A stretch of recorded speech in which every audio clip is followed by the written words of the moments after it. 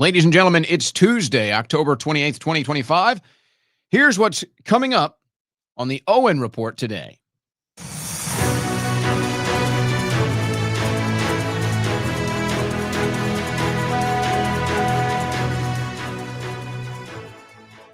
Well, that didn't take long, is what people are going to be saying.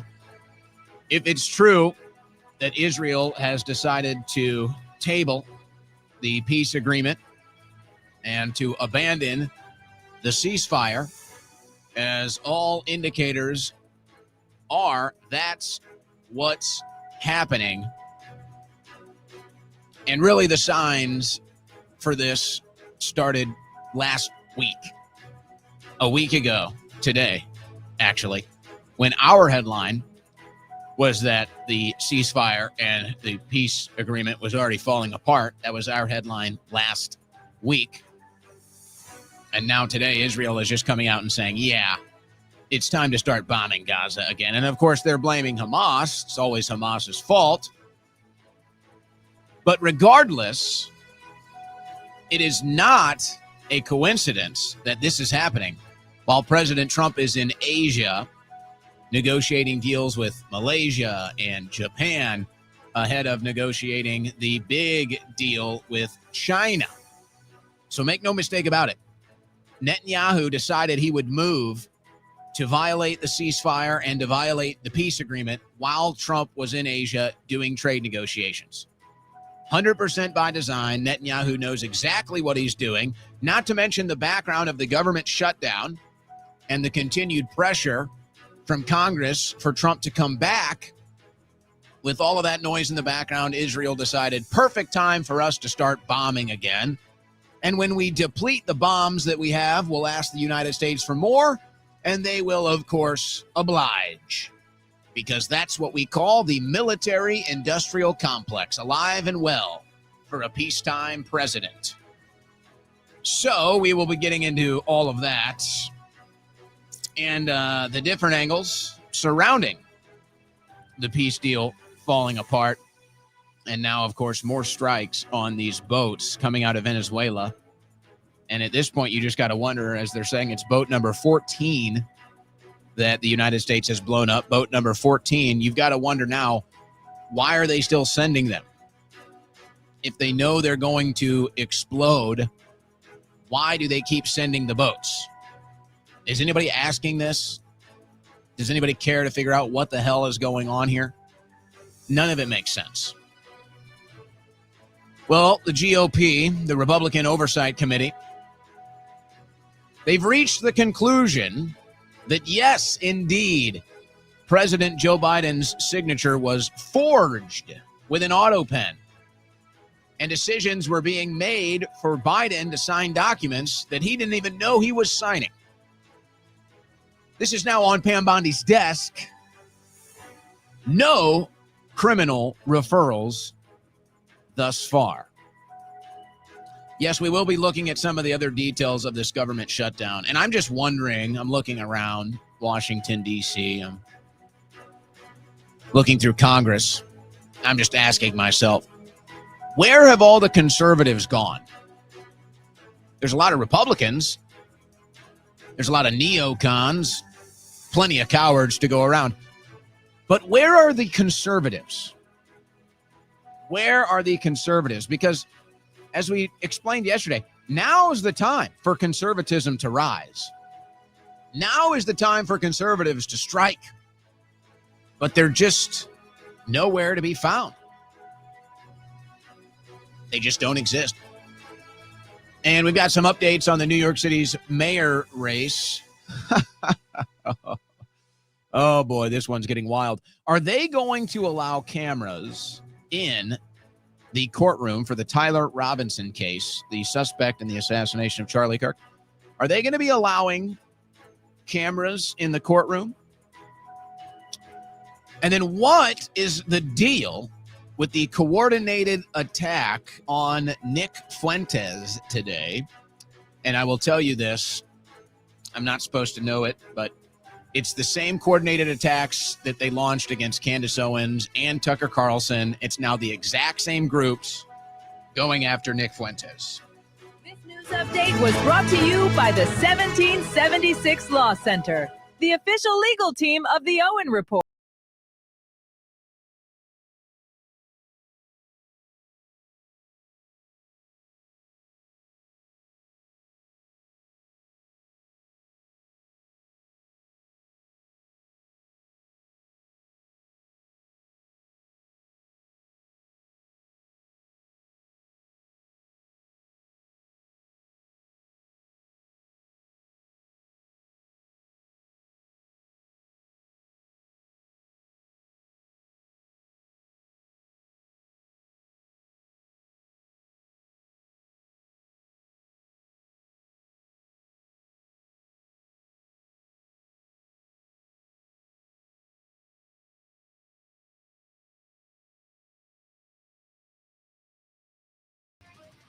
For about 4 hours, just sat in the ocean, building up steam, building up pressure, building up strength, and then all of a sudden moved to make landfall on Jamaica today. And it could end up being the most powerful hurricane to ever make landfall in Jamaica. It's early reports as this is happening within the hour. But this looks like it is going to devastate the country of Jamaica. Now, I will revisit this later, but by the time we're off air, we could be getting preliminary reports on the damage that is done. And depending on where the hurricane is at, it looks like it'll even be back in the ocean and then making its way north towards the next landmass. And then the United States of America is going to be keeping a close eye. Will it head east into the ocean? Will it head west towards the United States of America? As it made landfall, they're saying at a Category 5, it's about to move all the way through Jamaica and then head north. But it's going to be ugly. It's going to be ugly when some of the sights from that monster are starting to make their way around the media. It's going to be a monster, folks, and I don't think it's done. I don't think it's done. I think this monster, Melissa, is going to do some serious damage. Now, we'll pay attention to that. But the big news today is the peace deal over? Is the ceasefire over? Now, you could argue that it's been over. You could argue that it's been done. And it was actually on the 16th, the Owen Report from the 16th. I said last week, it was 2 weeks ago. But the Owen Report from the 16th, we said that the peace deal looks like it's done. And now here we are on the 28th, and Israel is pretty much declaring it's done. Now, of course, they're blaming Hamas, and they're saying Hamas fired on us. It turns out it was a Israeli bulldozer that blew up a bomb, and they just said it was Hamas that popped out of a tunnel. And now they're saying that Hamas isn't returning the hostages, and there's probably maybe some truth there. So Israel has already done multiple bombing campaigns, multiple killing sprees. And now while Trump is in Asia, not paying attention, but focused on the more important aspect for America, these trade deals, Israel has decided, I think they're just going to go ahead and just start the war all over again. And it'll be very telling. It'll be very telling to anybody who doesn't get it yet what this is really all about and why Israel has been the force factor for all of this since October 7th and including October 7th via the stand down. And it's very frustrating. You can't even have an honest conversation about this in American politics without the backlash and the attacks. And, you know, Charlie Kirk's name is getting thrown around again today. And You feel bad. It's not that I feel bad for Charlie. I mean, I guess you could say you feel bad for Charlie, but his soul is in a different place. I'm not sure he's concerned with such worldly matters anymore. And even though he had his life cut short, he had a blessed life, and then he impacted people in a positive way. So I don't want to turn it into some negative thing, but his name is being thrown around and used again today for political purposes. And it is kind of gross how that's happened. And it's been all sides doing it. People want to point the finger at their opposition and say, you're doing this. You're all doing it. You're all doing it. You all know exactly what you're doing. It's not just one person. It's not just one side. You're all doing it. But why am I bringing that up with this story? Because there seems to be selective memory, or better yet, selective presentation whenever we're talking about these things. And then specifically with the Charlie Kirk post-assassination narrative. So you got this coordinated attack on Nick Fuentes, and I can tell you this, folks, it's probably not giving news to you, but it's the same group. And that's not a turn of phrase. I don't mean that it's like some concept. I mean, there's literally a group of people that are coordinating these attacks. They've done it to Tucker Carlson. They've done it to Candace Owens. They're doing it to Nick Fuentes. And they have other people that are kind of on their purview, but are a little more outside. They don't focus their attacks on them as much. I'm one of these individuals. It's like, some other people might pepper me with some stuff, but I'm not really the target of a coordinated campaign now. So you could say, well, gee, Owen, you need to do better. Or you could say, well, that's good. Doesn't make a difference. I'm telling you, there is a coordinated effort. There is a group of people that are coordinating this. This is a conception into reception, into scoring a touchdown and spiking the ball against whoever they decide to attack. 100% coordinated campaign. Now, you probably are observant enough that you've already put the pieces together. You know exactly what I'm saying. But I see them now as they decided to launch the attack campaign against Nick Fuentes. And again, no matter how you feel about Nick, this is just the truth. What is up with that, man? What is up with that? You can't even just speak the truth without these people jumping at your throats. Why is that? This is a perfect example. Forget about whether you like Nick or not. Let's just talk about objective facts for a second. Take your emotion out of it. Take your bias out of it. Let's just talk about an objective fact. After Tucker Carlson interviewed Nick Fuentes, the same group of people that tried to character assassinate Tucker and the same group of people that tried to character assassinate Candace are now launching a coordinated campaign to character assassinate Nick Fuentes. And they're taking a video of him from, I think, 7 years ago when he had a Groyper war, I believe is what they called it, against Turning Point USA and Charlie Kirk. And did he say things that now that Charlie Kirk is no longer with us can definitely seem a little dirty, a little rotten? Okay, sure. He wasn't assassinated at the time.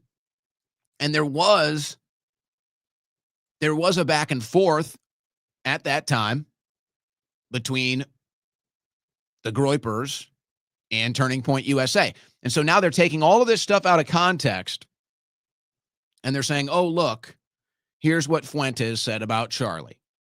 But they won't do the same thing to people like Laura Loomer, who had much more rotten things to say about Charlie much more recently. Now, why is that? Because there is no coordinated campaign against Laura Loomer, but there is against Nick Fuentes. And you have to ask yourself, why? What are they so afraid of? Why does Tucker Carlson scare them so much? Why does Nick Fuentes scare them so much? It's a legitimate question. Again, whether you like Nick or hate Nick, these are legitimate questions based in reality. And then somehow left out of this whole conversation, conveniently, since they want to tie it all into Israel. They're even calling Charlie Kirk a Zionist today. Okay. Why don't you share some of the last things Charlie Kirk had to say about Netanyahu and Israel? It's funny how you leave that out. What are you afraid of? Why are you such underhanded sleazebags that can't handle foreign policy debate? Now, let me wrap it all up and put a bow on it for you so we can move on. This is the woke right. They have lost the debate on foreign policy. They are losing control of the right wing in America. They have completely lost control of the narrative. So what you're seeing is fear.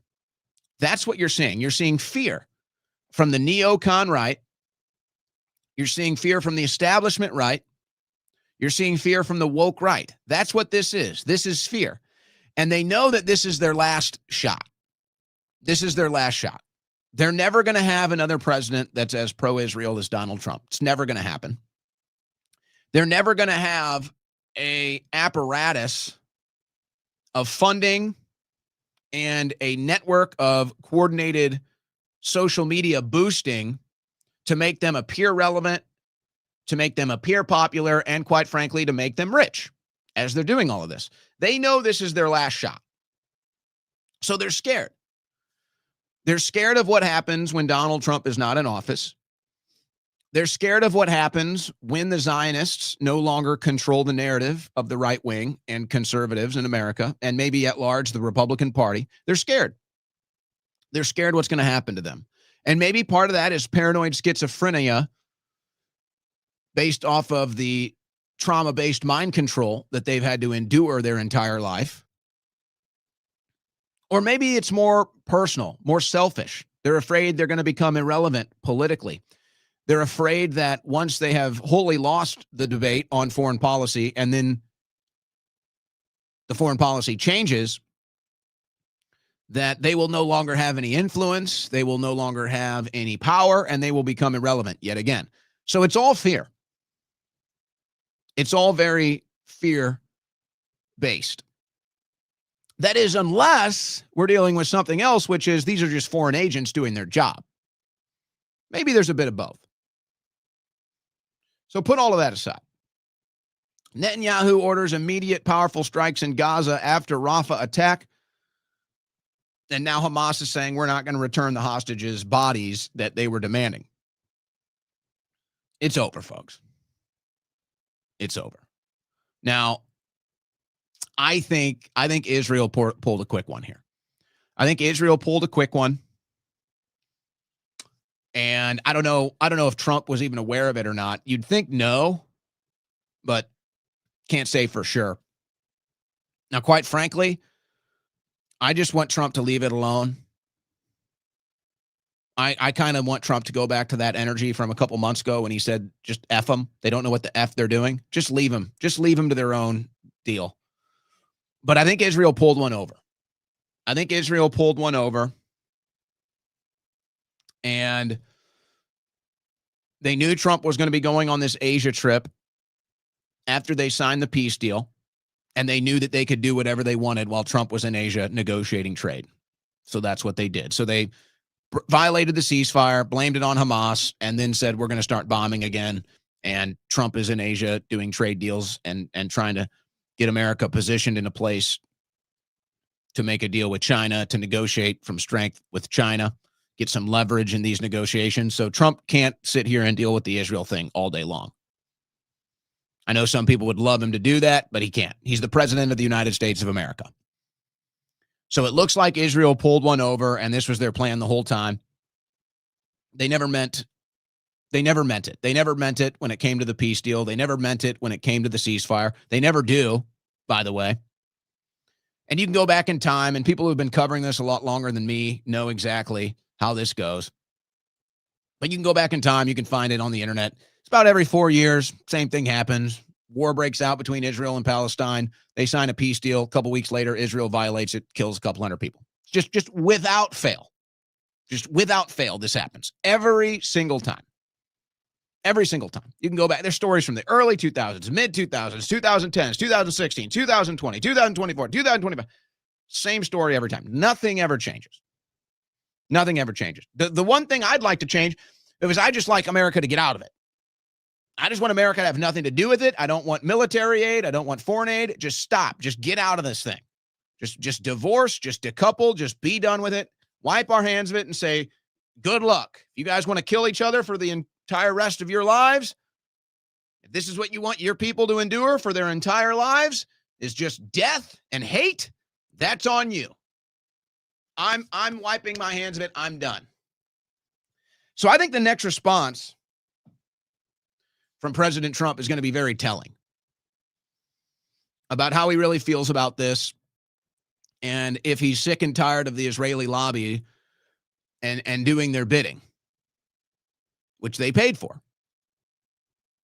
You think he's got to be running out of patience. It's like he thought the deal was done. He inked the peace deal. He thought it was done. And he said, okay, I can go do trade negotiations. I can focus on America again.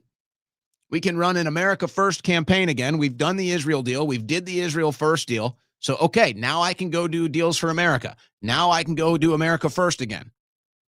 Now I can go try to make deals and negotiate trade that benefits America. All right.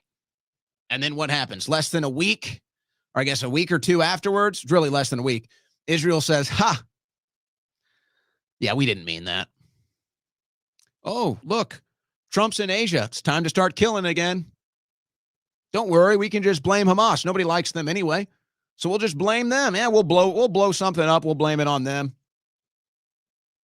And then they'll say, hey, you violated the deal. We won't return the hostages. And then we'll say, oh, they're not returning the hostages, so we'll blame them again. We control the Western media. We control most of Congress. So, beautiful. Done. So they did it. So you got to give him credit. You got to give Netanyahu credit. He did it. He tricked everybody. They deceived every single person, and they really made you think that they wanted a peace deal. And they really made you think that they were going to abide by the ceasefire. They really did. I don't know why anybody would fall for it at this point, but they did it. So I tip my cap. Great job. That's what it's like. That's what it's like. When you have political leadership that actually puts your country first, that's what you get. And that's what Israel has. Can't deny it. Now, not everybody in Israel likes Netanyahu. They won't tell you that in the Western media. But there's anti-Netanyahu protests all the time in Israel, and a lot of Israelis are leaving, fleeing the country because they don't like Netanyahu and they're afraid what he's going to do as far as how the world sees Israel and what the world might try to do. Because without the United States of America, who really has Israel's back? Anybody? No. And it seems like they could care less how much they tick us off at this point. Seems like they could care less how much they tick Trump off at this point. And money talks. And then they seem to invest a lot of it in our political decisions. So there you go. So I tip my cap. I tip my cap to Netanyahu. I tip my cap to the Israelis and everybody involved in this deal. You guys did it. You did it. You tricked the world again. You deceived everybody again. And you really took advantage of us again. I mean, you really fooled America again. Congratulations. So the United States of America will continue to subsidize your entire country. We'll continue to subsidize your military. We'll continue to pay for your military's payroll. And if you need more weapons, I'm sure we'll be sending those as well for your ongoing war. Congratulations. You got everything you wanted. You bent us over backwards and you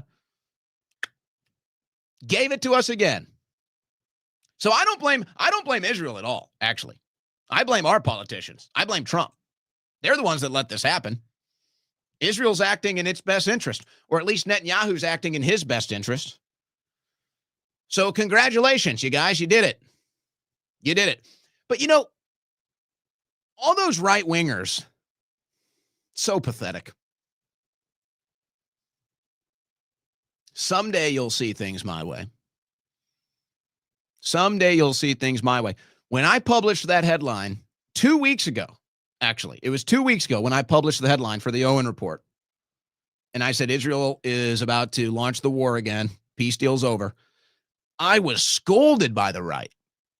I was attacked by the right. How dare you? Trump's in control. Trump's got total control. Trump's doing it. It's done. Can't you celebrate Trump? It's the peace deal. Okay. What are you guys saying today?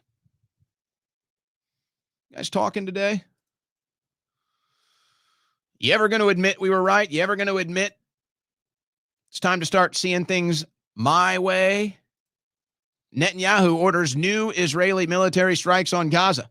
Netanyahu's government has accused Hamas of violating the ceasefire after returning the partial remains of a previously released hostage. Stunned. You mean the peace deal didn't last? I'm stunned. Who could have seen it coming? Who could have predicted it? It's not like this has ever happened before. Israel Prime Minister Netanyahu orders immediate powerful strikes on Gaza. And of course, it's Hamas's fault. Of course it was. But Israel got one over, folks. They really tricked everybody. And so there's nobody left. Now there's nobody left. And we'll see. Maybe the Palestinians are glad. The Palestinians might be glad that there's no Hamas that's apparently there. They're in Egypt at a luxury hotel apparently right now. Apparently the soldiers of Hamas are all traveling now on vacation now. So Israel can move in and take all the land and settle all the land and kick all the Palestinians out. Nobody's going to be there to help. Nobody's going to be there. So they did it. I mean, you got to give it to Israel. You got to give it to Israel. From a neutral perspective, they just deceived every single person, and they're going to get exactly what they want now. So I tip my cap. I tip my cap. Some of it, because some of us knew it was going to go this way. But you know, we don't get a voice. We don't get a voice anymore. We just continue to be right about everything, but nonetheless. And then you have Thomas Massie and Marjorie Taylor Greene that are really the only people in Congress that are standing up to this. There's nobody on the Democrat side standing up to this. You know why? Because they take just as much AIPAC money as the Republicans. Actually, they take more. AIPAC spends more money on Democrats than they do on Republicans. Now, that's probably because they have to spend more money to defeat anti-Israel candidates that are on the left. They don't really exist much on the right. That's about to change. So you'll probably see the 2026 spending shift back to AIPAC, spending more on Republicans, but they're going to find new ways to spend now. AIPAC is going to stop funding candidates directly. They're already setting up different PACs and different organizations because they know their money is dirty now. They know that people look at AIPAC money as blood money. So candidates, again, we're right. Again, I'm right. I'm sorry. I don't mean to boast about it. It's so frustrating. When for the last year, I've been telling people that AIPAC-funded candidates will be unelectable in 2026. And I was called every name in the book for just telling the truth. And now even AIPAC realizes it. So now AIPAC will no longer be making donations under the name of AIPAC. They're going to be telling their largest donors, this is already happening, by the way. This is already happening. Some of it's behind the scenes, but this will all be mainstream news in a couple months. This will all be mainstream news ahead of the midterms. Do not doubt me on this. AIPAC is now telling its biggest donors, I don't know, like the people that own the porn sites, those are AIPAC's biggest donors, the people that own the porn sites. So AIPAC is telling its biggest donors, don't give money to us now. Give money directly to the candidates, because when people see that the money comes from us, then they don't want to vote for those candidates. And then they're also going to set up different PACs and different shell companies. They'll probably end up doing a lot of the same stuff that they used to do on the left with all their shell companies and David Brock and the rest of them. How they just move money from corporation to corporation, and then by the time it's to the actual place that's going to send money to the candidate or to the cause, It's under a completely different name that nobody's ever heard of. And of course, they take their 5% off every transaction. So they're skimming off the top for every transaction. And then when it reaches the final destination before it goes to the candidate, it won't have AIPAC's name anywhere near it. So that's AIPAC admitting it, that our money is so dirty now, we can't directly fund candidates. So that's why you don't hear anything from the Democrats on this. So you have Massie and you have Marjorie Taylor Greene. Now, they're being attacked by the same agents like Han Shaughnessy. So again, Massie just points this out. This is just to point out. Debt in America, $113,000 per person. Debt in Israel, $37,000 per person. It's not good for either country.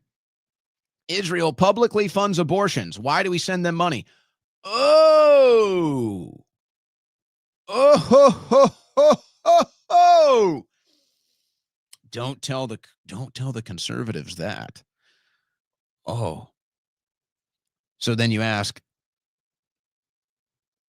how is the right going to respond to finding out that Israel publicly funds abortions? They're going to say that Thomas Massie is paid for by Qatar. There it is right there.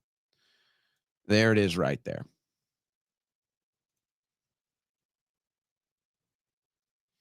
Oh, yes, the Christian conservatives. It's your duty to fund Israel, no matter what. Even if that means funding abortions. So it's like, oh, the Christian conservatives, we don't dare fund Planned Parenthood. We don't dare fund abortions in America. But in Israel, that's a green light because Israel is more important than anything else, including abortion. It's more important to, if you're now a Christian Zionist, it is now your public policy that it's more important to support Israel than it is to stop killing babies. Congratulations. And I know it's tough. I know it's tough to be on the woke right, just like the woke left. It's tough to be on the woke right because you have to defend death. You have to defend death now. And you have to defend it mostly via the hands of Israel, which you believe it's your biblical doctrine, your religious doctrine to support Israel no matter what. So you find yourself defending death quite often now. And I know it's tough. I know it's tough being woke right and having to defend death and losing the narrative and the argument so badly. I know it's tough. So you've got Massie and you've got Marjorie Taylor Greene are the only ones standing up here. Probably the only ones that don't take money from AIPAC. Maybe Ro Khanna might be the only other one I can think of right now in Congress. I don't know if there's anyone else. So getting back here. So he's like, oh, wow. So we should stop funding Israel. And that's $3.8 billion. Folks, we've sent them almost $40 billion since Trump has been in office. So first of all, you're not even being honest. You're being totally disingenuous. The number is closer to 40 billion. We are subsidizing their economy that otherwise would be crashing. We are subsidizing their military. What would they do without us? And then your response is, oh, it'll only lower the debt $11. Well, yeah, you know what? It might be insignificant in the big scheme of things. But you know what?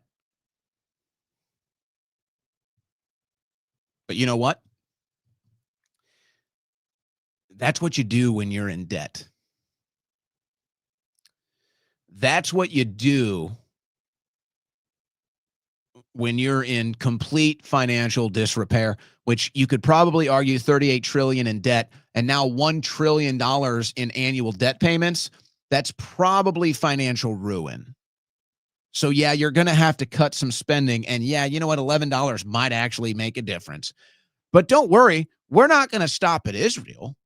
No. That's just a drop in the bucket. I actually agree. Foreign aid to Israel, barely a drop in the bucket. Barely enough to make a difference. So we're actually going to have to cut every single dime of foreign aid to every single country on the planet. Oh, yeah, that's right. And you know what? We're also going to have to end the welfare state as well. Learning more about that And again, I ask, where are the conservatives in Congress, folks? They don't exist. They don't. Sorry, it's just true. If there were any conservatives left in Congress, outside of probably Thomas Massie, Marjorie Taylor Greene, Rand Paul, and there might be some others, but they don't take any stands. They don't take any conservative stances on anything, so it doesn't matter. No, conservatives should be making the case to end the SNAP program and welfare. They should be making the case to end all welfare, including but not limited to the SNAP benefits. So you see them taking this political stand against Chuck Schumer and the Democrats that want to fund health care. They claim they want to fund health care. And they want to fund it for illegals. So the Republicans have no problem taking a political stand against the Democrats. But when it comes to conservative values, they're almost nowhere to be found. If there were any conservatives left in the Republican Party, they would be making significant moves right now to end SNAP benefits and the welfare state. And quite frankly, foreign aid. But that's like untouchable, so they don't go there. Now, what about striking Venezuelan drug boats? Let me just ask you this. I think it's a fair question. I'm not convinced of the answer, but I do think it's a fair question. And I would assume an answer here, but I'm open-minded to this. If the Biden administration was bombing these boats without congressional approval, what do you think Republicans would be doing and saying? What do you think all of these people that are celebrating these attacks, they just bombed the 14th boat, by the way. If the Biden administration bombed 14 boats without congressional approval, what do you think they would be saying on the right? Do you think they would be supporting that and celebrating that? Or do you think they'd be crying illegal, crimes against humanity, war crimes, no congressional approval, time to impeach? What do you think they would be saying? I think it's a legitimate question. I'm kind of open-minded. I could see some of them celebrating it anyway, because there are people on the right that are just hardcore, anti-drugs. So you say you're blowing up it and killing a drug dealer, they won't care at all. But at the same time, most of these people on the right are just opportunists. And if they see a moment where they can strike Joe Biden or attack Joe Biden for doing something illegal, they're going to do it. So I ask, if the Biden administration, without congressional approval, without congressional oversight, without providing any evidence to the American people, had blown up 14 boats, killing however many people, dozens, what would the right be saying about it? Would they be celebrating it, or would they be calling it a war crime? Would they say it's an impeachable offense? What do you think? I think you'd have a mixture, but I think the larger message would be, I think the larger message from the right, from the Republican Party, would be that Joe Biden committed a crime against humanity and an impeachable offense, and they would move to impeach. I believe that. But when Trump does it, it's all pom-poms and leg kicks. So, if logic can't be applied universally, it's not logic, it's propaganda. Oh, and then there's this. Well, you know what? Let me, before I bounce to that, before I bounce to this Biden auto pen news,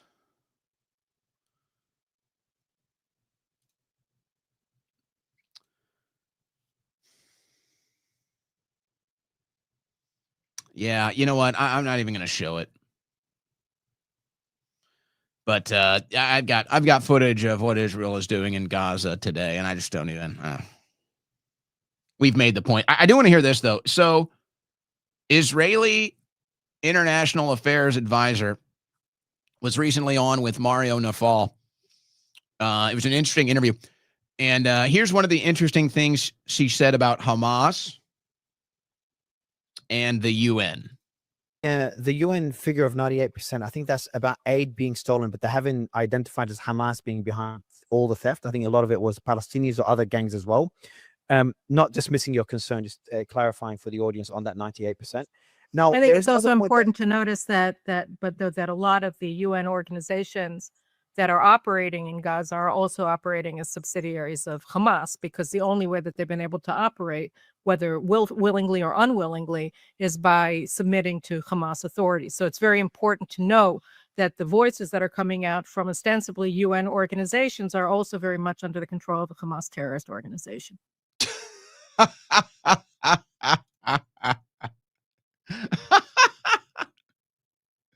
Everything is Hamas. Now, look, there's an element of truth. There is an element of truth to what she's saying, in that the vast majority of the UN countries are anti-Israel. That doesn't mean they're Hamas, but that's the logic that the Israel Zionist death cult is trying to promote, that anybody that's against Israel's policy or anybody that's against Netanyahu's policies or decisions is Hamas now. So that's the bifurcated the bifurcated paradigm here, is that if you don't support what Israel's doing, you're Hamas. And so that's basically what she's saying. So there's an element of truth to that, with the UN being very anti-Israel. That is true. But to say that it's a subsidiary of Hamas is ludicrous. It's ridiculous. But again, her logic is, because these countries are against Netanyahu, because these countries say Netanyahu is a war criminal, and because these countries want Netanyahu arrested for war crimes, therefore they're Hamas. That's what she's saying. So the UN is Hamas simply because they don't like what Netanyahu is doing. And that's what the logic they want you to have. And that's the brainwashing you have many in America under.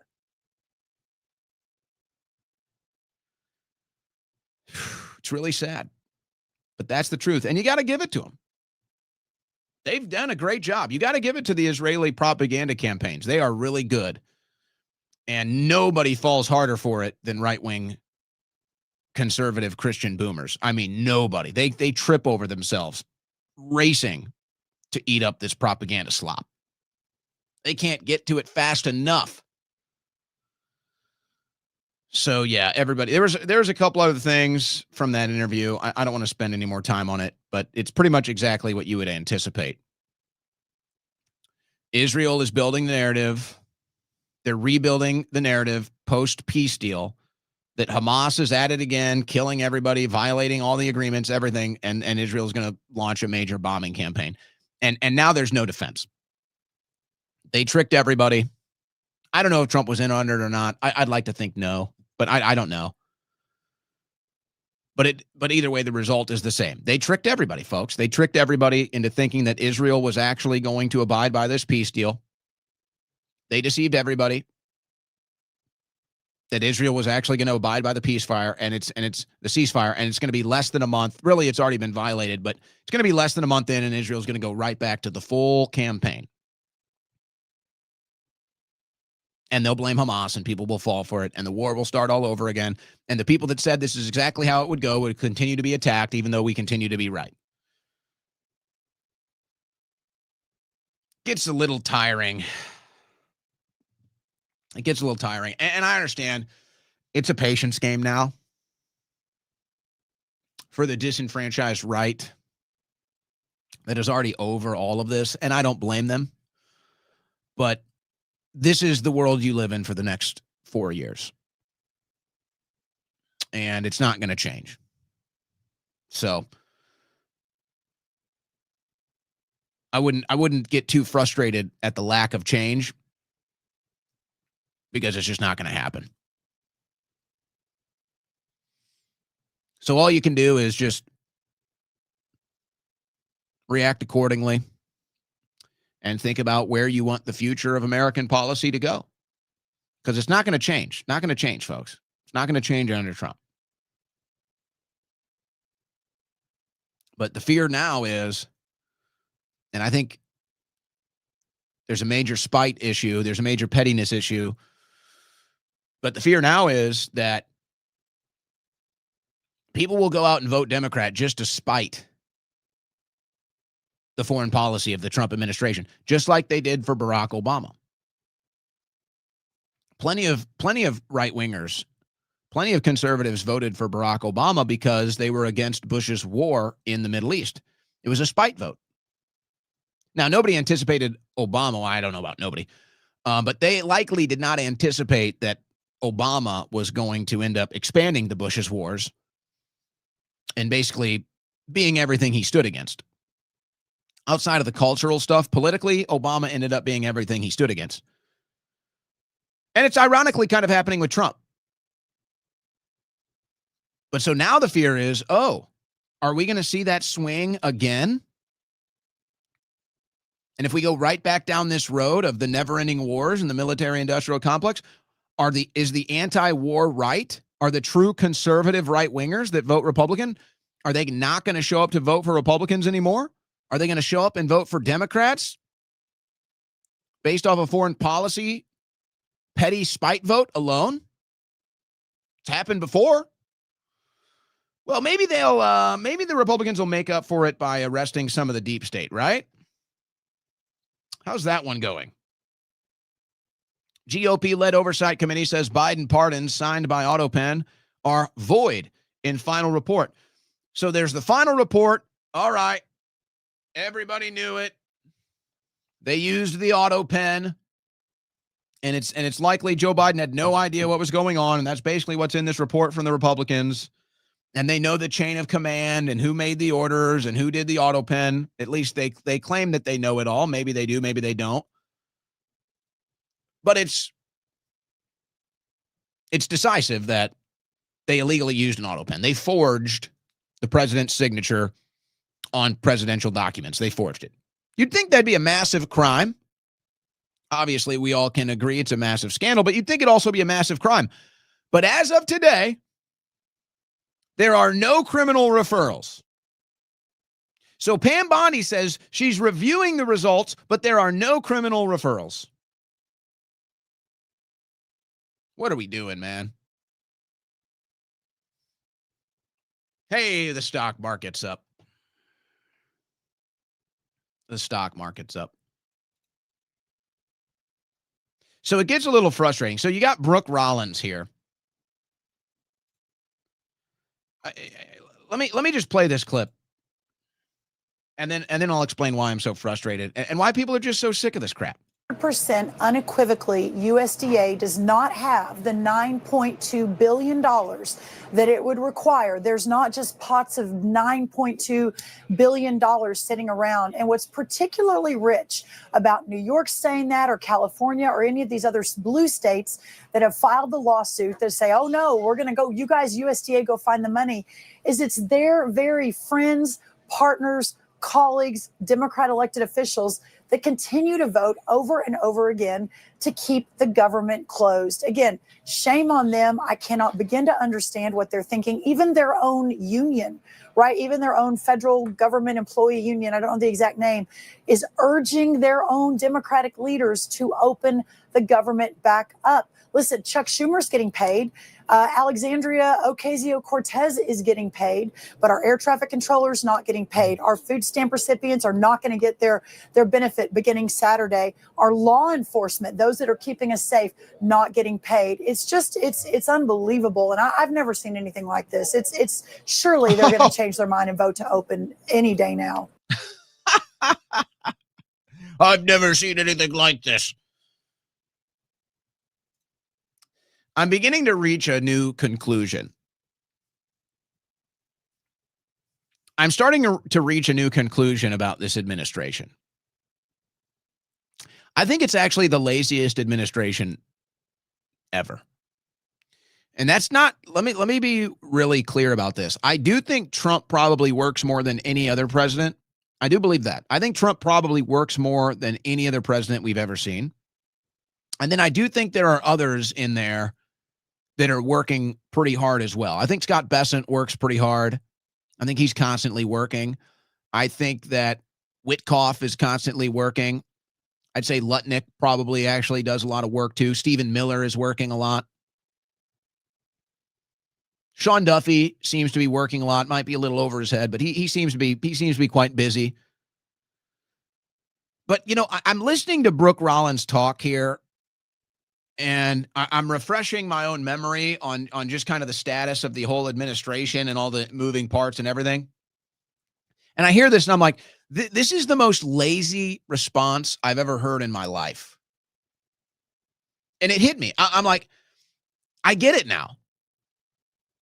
These lazy members of the Trump administration, they love what the Democrats are doing right now because it gives them all the space to do nothing. To do nothing. Except go on TV and bitch about Democrats. They love it. Their job is done. They don't have to do a single damn thing except go on TV and bitch about Democrats. And that's all they do. What is Pam Bondi doing? TV interviews. What is Brooke Rollins doing? I don't know. TV interviews? Trump's doing all the deals.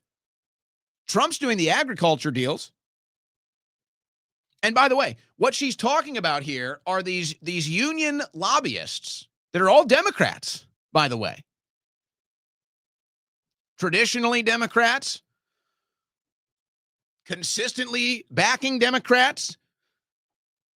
And yes, the union bosses have come out and pled with the Democrats to vote to reopen the government. So here's Brooke Rollins complaining about SNAP and saying, oh, we don't have the money. It's hilarious. Brooke, why aren't you campaigning against SNAP? You say you don't have the money. Well, where is all the money going? Oh, you don't have billions sitting around. Well, where are the billions going? We seem to have billions sitting around for foreign countries all day long. We have billions whenever Israel picks up the phone, billions forever when Ukraine picks up the phone, billions for when Argentina picks up the phone. I'm sure another nation will pick up the phone and ask for billions next. And while the government is shut down, mind you, and they'll cut the check. The government is shut down. The poor workers, they're suffering.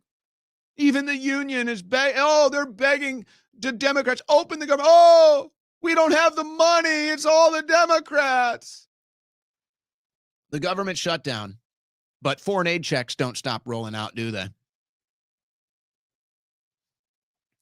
So I'm sitting here, I'm just looking at all this backwards logic, and I'm like, you guys are just lazy. You couldn't be more thrilled that the Democrats have decided to continuously keep the government shut down because you don't have to do anything. You're a bunch of lazy bums.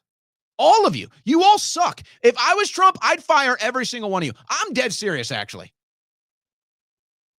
I'm dead serious. If I was President Trump, I think I'd fire almost every single damn member of this administration. It's so pathetic.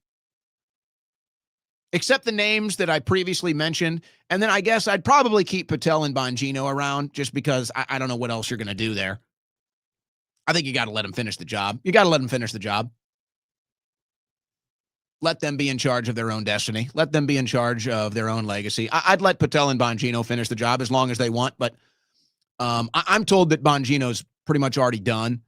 And if it wasn't for the assassination of Charlie Kirk, he'd probably already be gone right now. So there's a little one to stick into the back of your thoughts there. Bongino might not be lasting much longer, but we'll see. I'm serious. If I was Trump, I'd fire them all.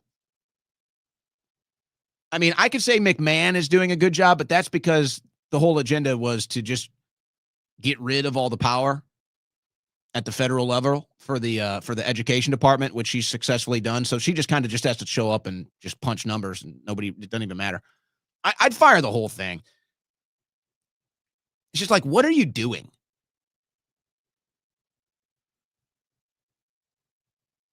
You're going to sit here and you're going to bitch about the government shutdown while the foreign aid checks keep flowing.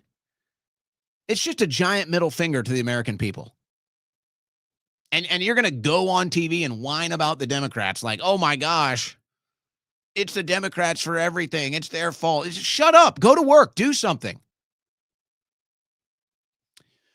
By the way, tomorrow, because I do interviews after the show, tomorrow after the show, I'm going to be interviewing a member of the American Beef Lobby. And we're going to be getting some insight into this deal that was just cut to bail out Argentina and their beef industry, which I think was mostly just cover, but where the farmers and the cattle ranchers and the beef industry currently is with this administration. We'll get an idea of that tomorrow. And maybe we'll figure out what Brooke Rollins is doing or not. They're all lazy, folks. They all are lazy. They just go on TV and bitch about Democrats. And it's just like, when do you just move on? Why are you talking about Democrats? I'm just curious. Seriously, why are you talking about the Democrats? Because they're keeping the government shut down. Okay, so what? The government's not shut down. It's a big lie. Government's not anywhere near shut down. So okay. So what are you talking about the Democrats for? Did we beat the Democrats in the elections? I'm just curious. Did we win the House? Did we win the Senate? Did we win the White House? We did? Okay. Maybe it's time to start acting like it. They love having the Democrats. They love being anchored to the Democrats. They love playing this game of getting to go on TV and bitch about the Democrats and then say, my job here is done. If I was Trump, I'd fire all of you. All of you suck. And maybe he will. Maybe he will just come out and just clean house and just fire all of you. Because he's the only one doing all the work. Seems to be the only one working. You guys only show up when the cameras are rolling. And it seems like the only thing significant you ever have to say is the Democrats. So I'm just tired of it. Oh, shame on that. Shame on you. Tell me why I've not heard a single Republican call to end the welfare state. Tell me why I haven't heard a single leader in the Trump administration or the Republican Party call for an end to the welfare state, whether that be for illegal aliens or whether that be for Americans. $8 billion a month. Or are you still afraid of the media? And now they're saying, well, there will be riots. People will starve. That's what they were saying last night on CNN. There's going to be a hunger crisis. There's no hunger crisis. But you want to know why? You want to know why? You want to know the real ugly truth of this? It's because the economy is bad. That's the truth. The economy is so bad that people can't afford to eat without free money from the government. The economy is so bad that you, the American taxpayer, a hardworking American, you have to work so that somebody else can feed their family. Yeah, that's the American dream. That's a conservative value, a conservative practice. No, they can't be honest about the welfare state. They can't be honest about the SNAP benefits because that would show how bad the economy really is. And of course, you know, the grocery stores, they get a nice little subsidy too, $8 billion a month. They get a nice little subsidy. And all the big food companies that produce the junk food, they get a nice little subsidy too because they get their junk food on the food stamp program. So everybody wins except you. Everybody gets a cut except you. You work your ass off to subsidize everybody else on the whole damn planet. And not a single conservative leader in the Republican Party will step up and call it out. Not even one. Because there's no conservatives left.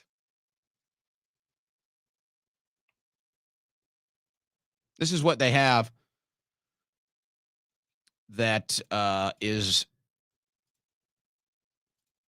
shut down. I want this thing go to the stage. Hello, there we go.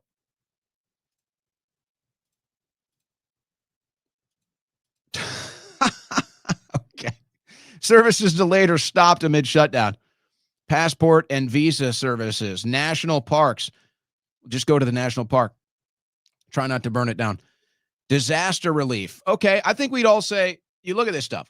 Disaster relief. Okay, we like having disaster relief. FHA insured loans. I think we could do without it. National parks, barely needs. That's probably barely anything in the large scheme of things. But okay, I'll support having national parks.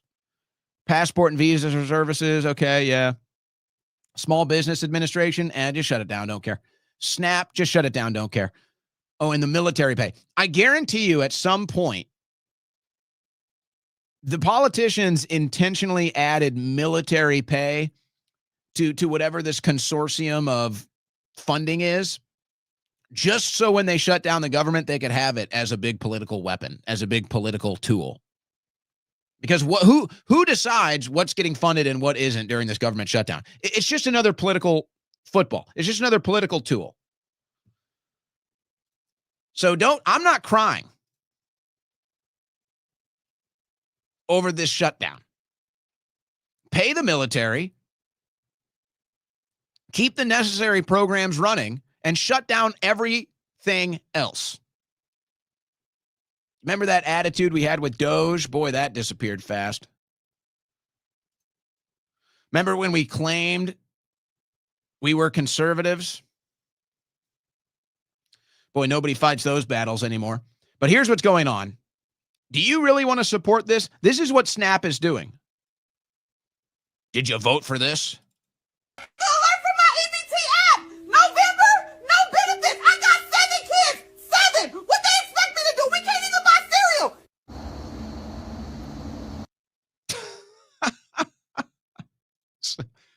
All right. That's your job. Do you know what these entitlement programs have done? They've created a lot of entitled people. Have you noticed that?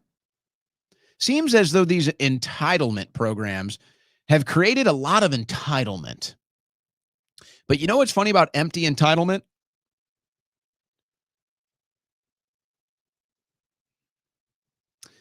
Yeah.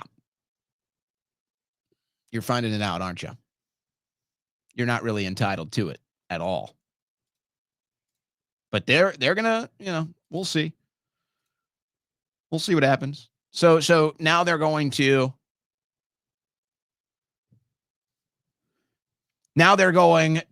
start rioting, stealing, because their entitlements aren't there. Guys, I'm out of the store. So they wanted $7 for this. Mind you, I don't have food stamps anymore. They cut me off. We wanted you to pay for a product, but she gets it for free. She's entitled to that product. By the way, that looks like it was some Kinder's barbecue seasoning. Hey, Kinder's, let's talk, Kinder's. If you guys are tuned in, let's have a conversation about this. We need to bring you on here. So, okay. Oh, she's just entitled. I can't take it. I'm done. I can't take it anymore. Where are the conservatives? Why aren't we shutting this stuff down permanently? What are we doing? Is this really any different than anything else that we've dealt with our entire lives in American politics and Congress? Is it any different? No. It's all the same. Whether it's a fake peace deal in the Middle East, or fake conservatives in the Republican Party, or political footballs that they punt back and forth, pretending they care about the American people, none of it's new. It's all the same. And quite frankly, I think most people are damn sick and tired of it. You're listening to the Owen Report on the Win Network.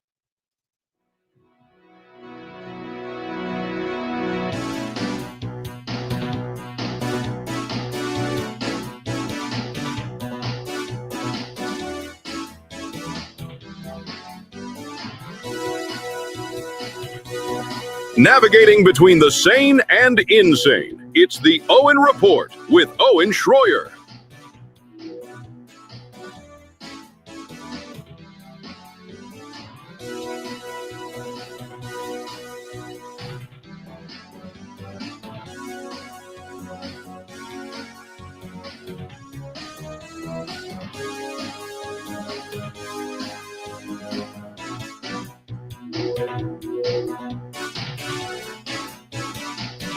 Do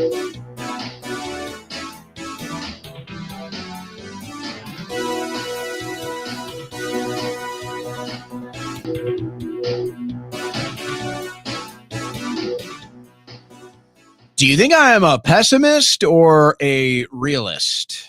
Pessimist or realist? That's the question. That's what they'll be accusing me of today.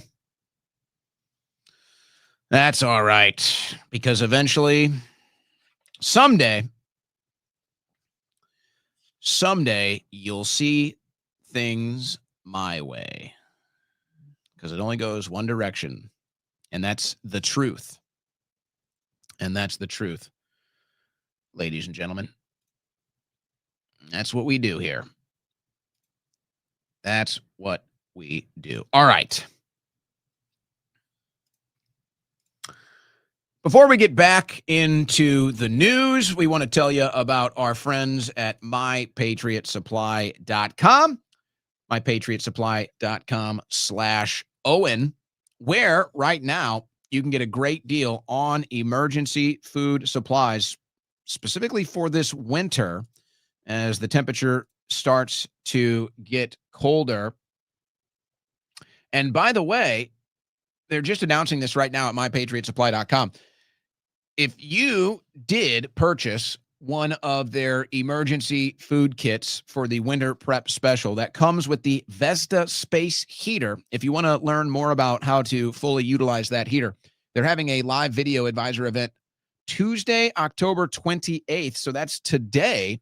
So actually later this evening after we sign off, if anybody wants to learn more about the Vesta space heater, go over to MyPatriotSupply.com/Owen, and they will send you an invite to learn more about how to utilize this incredible piece of emergency preparedness technology, the Vesta space heater. But just so you guys know, this deal here, the Winter Prep 3-month emergency food kit with $400 in free gifts, this Winter Food Prep emergency kit special comes to an end in 3 days and 8 hours. So if you go to MyPatriotSupply.com/Owen, you'll find that countdown, but the deal is still on for you today.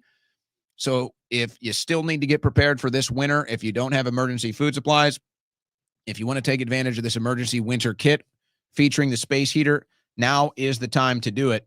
So again, I can tell you all about emergency food. My Patriot Supply is well known to have the highest quality emergency food, the highest quality storage containers, ready to be either eaten or stored immediately upon arrival to your house. But what's special about this offer is, of course, the Vesta off-grid space heater. It's a space heater that doesn't use electricity. It runs on canned heat, which is an indoor safe fuel. So if you're thinking about winter emergency preparedness, you have to ask, what are you doing for heat? Do you have an answer to that? And it's not just about heat. How are you going to boil water? How are you going to cook food? Well, you can answer all of these questions with the Vesta off-grid space heater from our friends at MyPatriotSupply.com.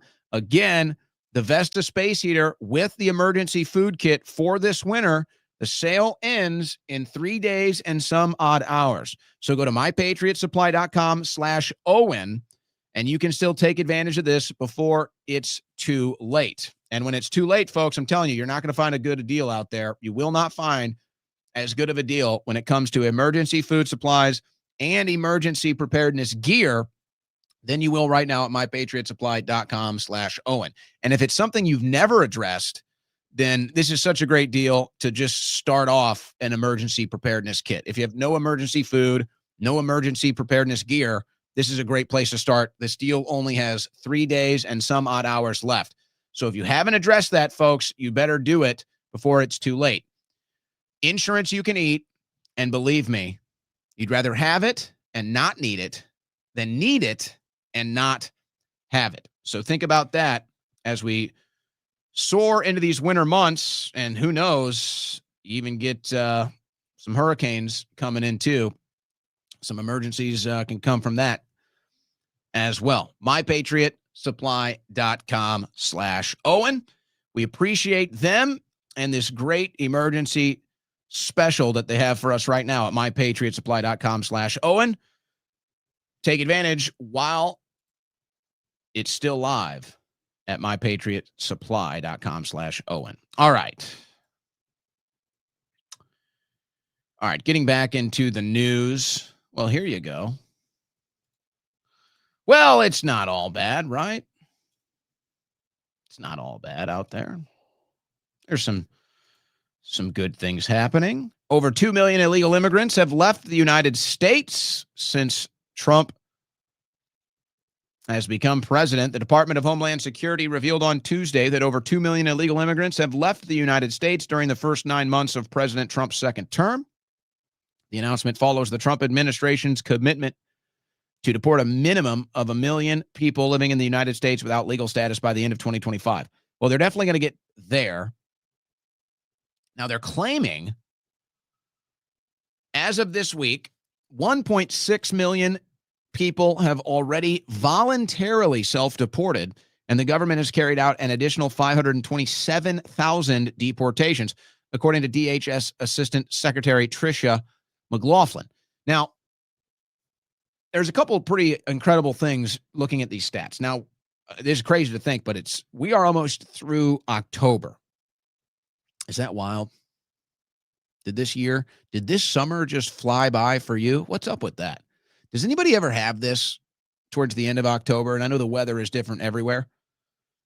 So we're still going to have some nice weather in Austin, Texas. It's about 90 and sunny today.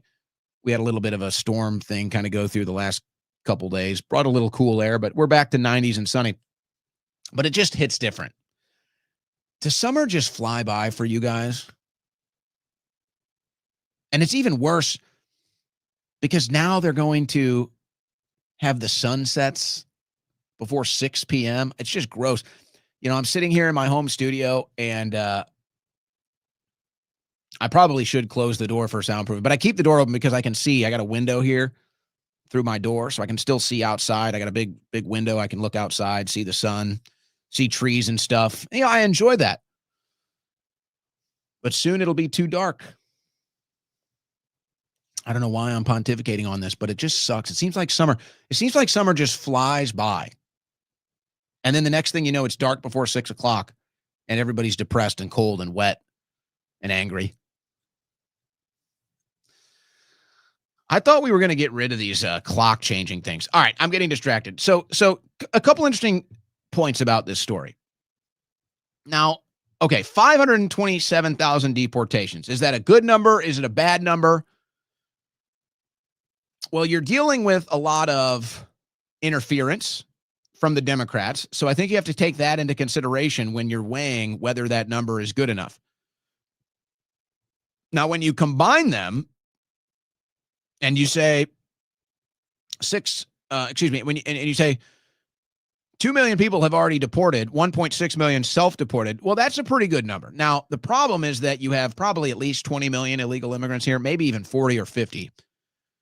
At least 10 million came in under the Biden administration in 4 years alone. So if you want to try to match those numbers, you're going to have to deport over 2 million every year. So you're okay. You're kind of on pace for that. But let's not get lost in the numbers here. 1.6 million self-deported. Now, you tell me why. Why did 1.6 million self-deport? Well, you could say they were afraid of law enforcement. You could say maybe these were good people that were taking advantage of a program, but now that things have changed and they've been asked to leave, they've decided to pack up and go.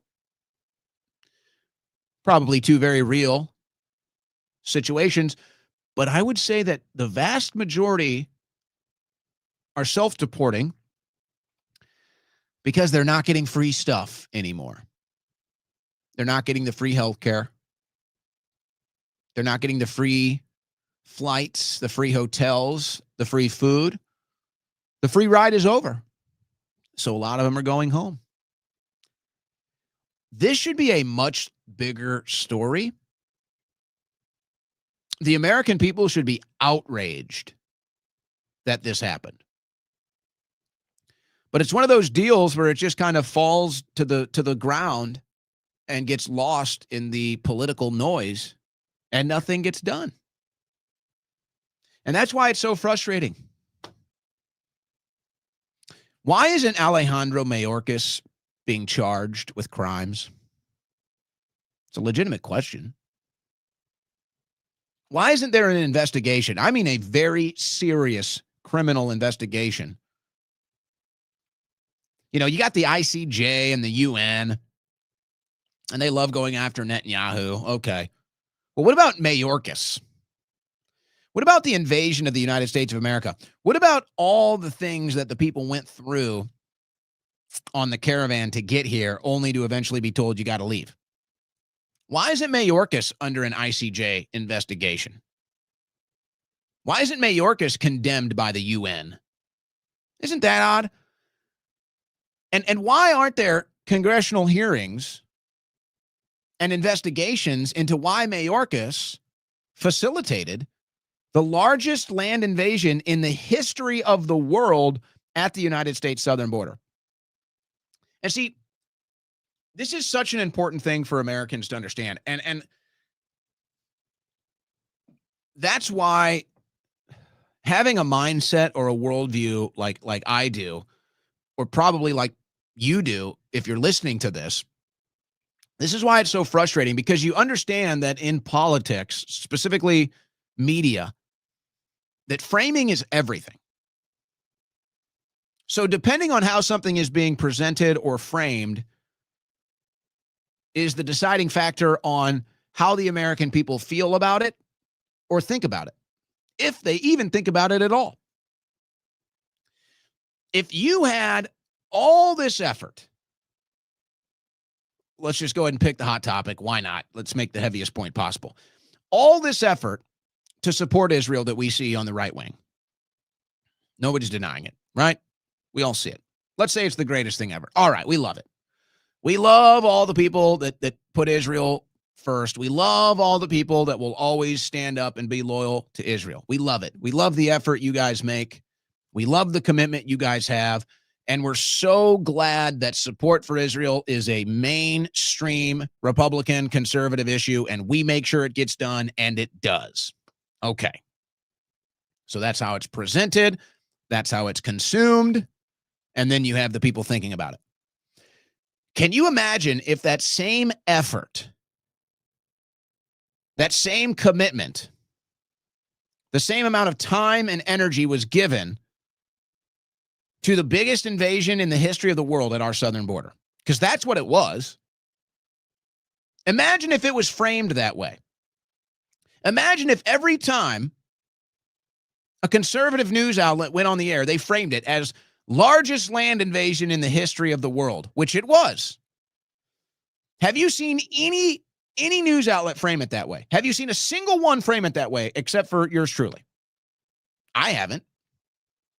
Why not? It's true. And then it's all this attention. It's all this focus on this foreign policy, on this foreign entanglement. Meanwhile, Alejandro Mayorkas just facilitated the largest land invasion in the history of the world at our southern border. He then crashed our economy and our budget in order to pay for the entire thing, not to mention the violent criminals that Mayorkas facilitated into this country that ended up raping and murdering American citizens. Where is the energy? Where is the focus? It's all about framing. It's all about deciding what the American people care about and when and how much. I want to know why Alejandro Mayorkas hasn't been hauled in front of a congressional hearing to explain why he facilitated the largest land invasion in the history of planet Earth at our southern border. I want to know why Alejandro Mayorkas isn't getting his ass handed to him for all the illegal aliens that he brought into this country with his border policy that ended up raping and killing American citizens. I want to know why. It's all about framing. It's all about delivery. There is no framing. There is no delivery. Nobody's talking about it. Why not? Boy, oh boy, I could go on forever. What about all the lies from Anthony Fauci? What about all the lies about the vaccines? What about all the lies about COVID? There's not going to be any justice. You have to understand it, because this is how it needs to be framed. I would say outside of September 11th, put September 11th aside. The biggest attacks in the 21st century on the United States of America was COVID and the Biden border invasion. The damage that COVID did to our economy is permanent. It's permanent. We're never going back. All that inflation, that's all from COVID. It's permanent damage. It's done. And then the southern border invasion. Also a major economic bomb, cultural bomb, political bomb. Can't be reversed. Permanent damage. Permanent damage. Now you combine those two,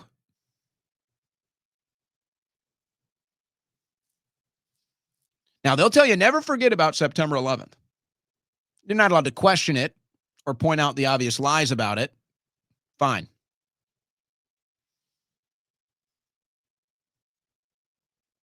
Nobody treats the southern border invasion the way it deserves to be treated. Nobody.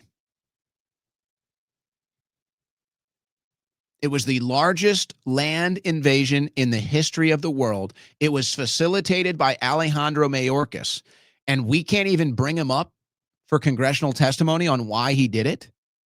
We can't even investigate this massive crime against the United States of America committed by Alejandro Mayorkas. Fauci, Birx, the mask mandates, the vaccine mandates, the lies about COVID, the hospital protocols, all the other protocols that wound up killing people, killing our economy. Where's the accountability? It's really a shame. It's a shame that the American people will never get justice for these massive crimes against our country, because that's what they were. COVID was an attack against this country. The mask mandates, the shutdowns, the vaccines, it was all an attack on this country. That's what it was. That's the framing. That's the delivery. That's the message. But you don't get that from the American media, so nobody talks about it. Same thing with the southern border. Largest land invasion in the history of the world happened right at our southern border the last 4 years. They don't frame it that way. They don't deliver it that way. That's not the messaging, so nobody talks about it. And Alejandro Mayorkas is where? I don't know, but he's not in a prison cell. He's not in a courtroom. He's not in a congressional testimony. I do know that. But hey guys, I got the Trump administration going on Fox News talking about a shutdown. It's totally sweet. I got the Trump administration spending months and months and months on the Israel issue, because that's America first. But dealing with the crimes committed against this country with COVID and the economic shutdown and the vaccine mandates, nah, you're not going to get anything on that. Dealing with the crimes committed against this country from Mayorkas and Biden with the southern border invasion, no, not going to get anything on that either, are you? So it goes on. Margaret Croak, the Illinois state rep that sent out an email doxing ICE cars. So the Democrats are sending out these emails, and they have some of their bigger names in social media sending it out to their email lists as well. And they find out the license plate numbers of these ICE vehicles, and then they send out their protest groups to disrupt them. And the Trump administration has still gotten over 500,000 out despite this. Many of them violent criminals. The majority of them violent criminals, actually.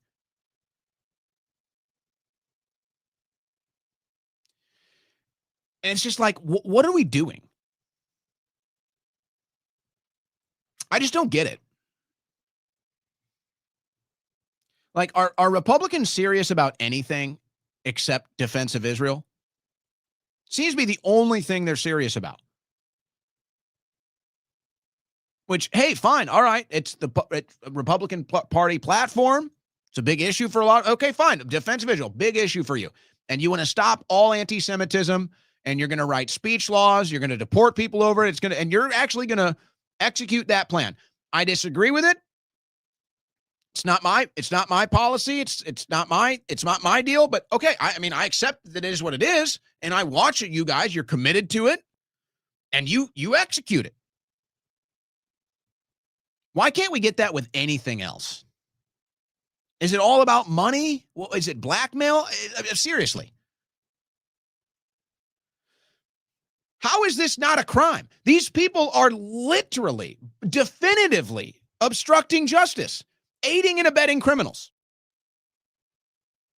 And you can't arrest them? Why? Why? They arrest us for nothing. They threw us in jail for speech. They lied about Trump how many times and had his ass in a courtroom, his ass in a jail cell. And these people are actually out here committing crimes, and we can't get a damn thing? Where is Pam Bondi? Fire her ass. If this isn't obstruction of justice, I don't know what is. If this isn't aiding and abetting in criminal activity, I don't know what is. So, what are we doing here? Is no one above the law or what? Are we going after criminals? Are we draining the swamp? Are we arresting the deep state or not? Because right now the answer is not. So it's just like, what do you do? What do you do if you're a Trump supporter and this is the stuff you voted for and you're not getting any of it? What do you do? Because now you're told you're not in the party. Now you're told you're not MAGA. Now you're told to sit down and shut up while all the never-Trumpers run the administration and the big tech surveillance state takes over the country. Now you're told to sit down. And it doesn't matter the suffering. Why is it all the never-Trumpers that are now in this administration running influence and gatekeeping this administration, why is it that they have so much pull and influence? Why isn't it filled with January 6ers? January 6 defendants and January 6 political prisoners should have more influence and access to this administration than, I don't know, like Mark Levin. Just one example of a never-Trumper. Ben Shapiro, another one. Or all of these other Johnny-come-latelys that want to dictate what MAGA is. You've never even heard of them. Never even stepped foot in the streets. Never even fought with a fiber of their pinky for Donald Trump. Because I'll tell you this right now. If the January 6 defendants were in charge of this administration, none of this garbage would be going on. You'd actually have deep state arrests. You'd actually be draining the swamp. In fact, the swamp would be draining itself because it'd be so afraid of us. But that's not what you get. It's all pay for play. It's all access based on commentary or opinion. So now the January 6 defendants are basically blackballed, barely any influence, barely any pull. They've tried to take legal action to get justice for being political prisoners, and they've been shut down by the administration, folks. Shut down. It's not good. Meanwhile, Democrats are running around doxing ICE agents. Democrats are running around interfering with law enforcement, obstructing justice, and aiding and abetting in crimes. And not a single one of them has had to deal with anything that the January 6th defendants had to deal with. So what do you do? What do you expect those Trump supporters to do? To just go along with it? To just take the knee?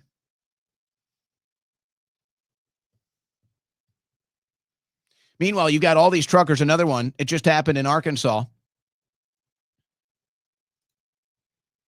Another California truck driver pulled over in Arkansas, unable to speak basic English or read common traffic signs. California's treasonous non-domicile CDL standards are endangering motorists nationwide. How long before other states revoke all reciprocity for California CDLs?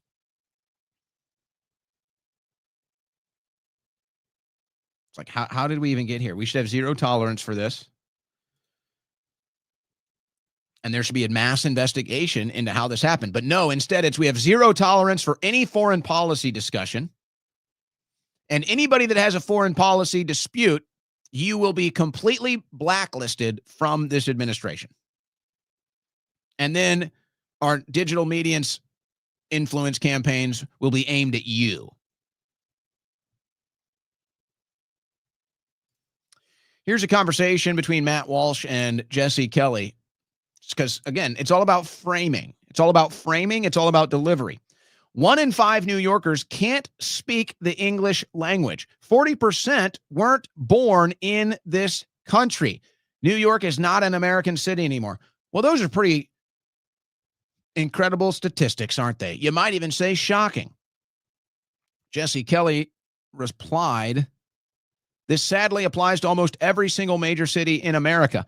Not America anymore. Years of Democrat rule and mass immigration has made them hostile foreign city-states residing in our borders. No more American than Berlin or Riyadh. What a disgrace."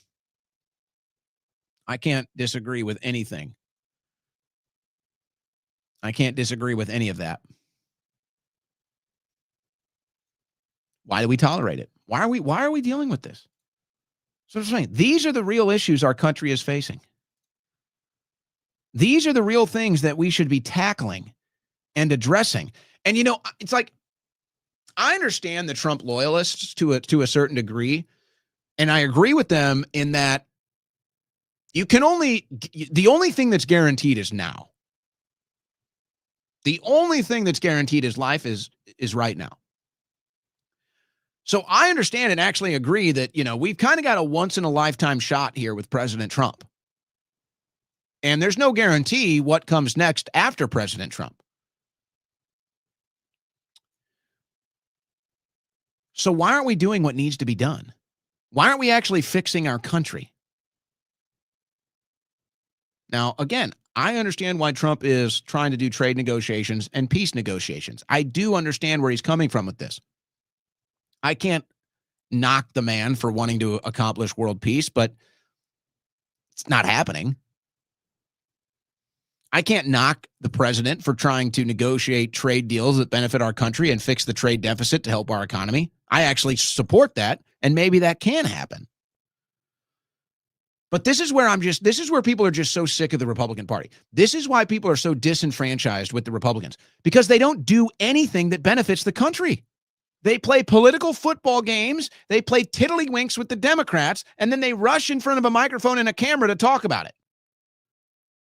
Where are they talking about saving American cities from this foreign takeover?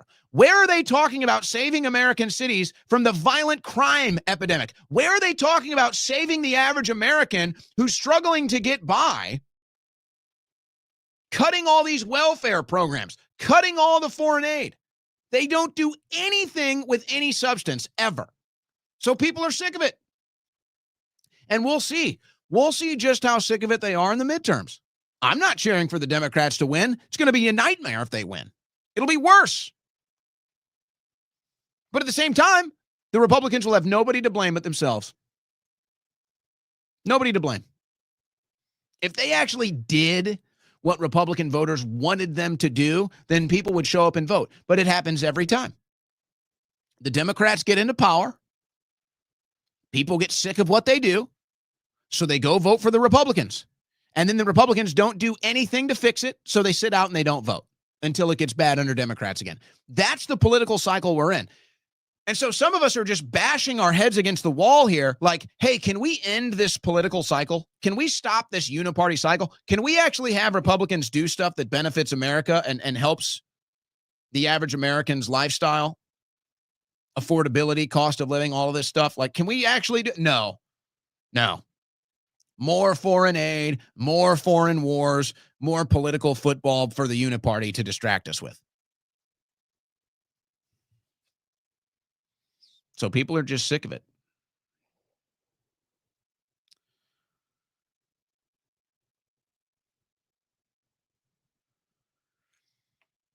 People are just sick of it, man. And then they shoot the messenger. And then they shoot the messenger for telling it like it is. So it's like, I see this stuff all the time. We see it in Texas. We see it in California.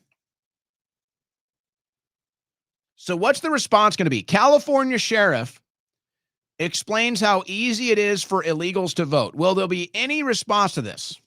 The way the voting system is structured, we see quite a few flaws. You're able to register even if and cast a vote if you don't live in the country, as evident of his brother in Pakistan. And I think we have some evidence of 2 or 3 other people out of the country that voted. Is that correct? Yeah, approximately 2 or 3 other people out of the country, as well as people residing outside of the district. Okay. The online voter registration system, it seems to be an honor system. Anybody can put information in there to register to vote. All you have to do is click a box and say that you're not lying, and then you'll get an email from the Secretary of State or something in the mail saying, thank you for registering to vote.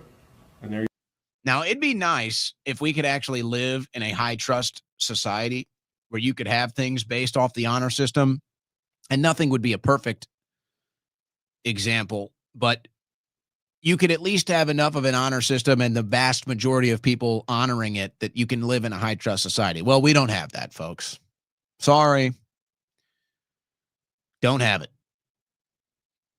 But again, it's just like, I could probably find you a story right now from every single state about voter fraud, illegals voting. I mean, just pick one story. The crime, the fraud and these entitlement programs, and just going on. It's just like, this is the stuff that mainstream conservatism, this is the stuff that mainstream Republican priorities should have zero tolerance for. Zero, none, nada. And we should be attacking these things and tackling these things until the game is over. But what's the one thing right now that the Republican Party has no tolerance for? What is it? Do I even have to say it? Everybody knows what it is. I don't even have to say it. So the Republican Party has plenty of tolerance for open borders. Don't say they don't. They talk a big game. They're not doing anything about the people that facilitated the invasion. They're not doing a damn thing. The Republican Party has plenty of tolerance for stolen elections. In fact, I had this in my leftovers. And if I have time today, I might just do a whole leftovers thing. So, but let me go back into the leftovers and find something for you here. This is Congresswoman Hagman. Yeah, here we go. I want to ask about what if you've changed. Harriet Hagman here talking about the stolen elections from 2020 and the voter fraud and everything that goes with it. And I'm going to make a statement at the end of this. But again, Republicans tolerate stolen elections. Just look at 2020. Don't tell me Republicans don't tolerate stolen elections. Republicans absolutely tolerate stolen elections. Some of them even promote them. Don't sit here for 1 second and tell me Republicans don't tolerate open borders. Yes, they do. Don't sit here and tell me for 1 second that Republicans don't tolerate stolen elections. Yes, they do. There's only one thing Republicans don't tolerate, and we all know what that is. But here's Harriet Hageman talking about the stolen election, and then I'm going to follow it up with another point that, again, needs to be a priority.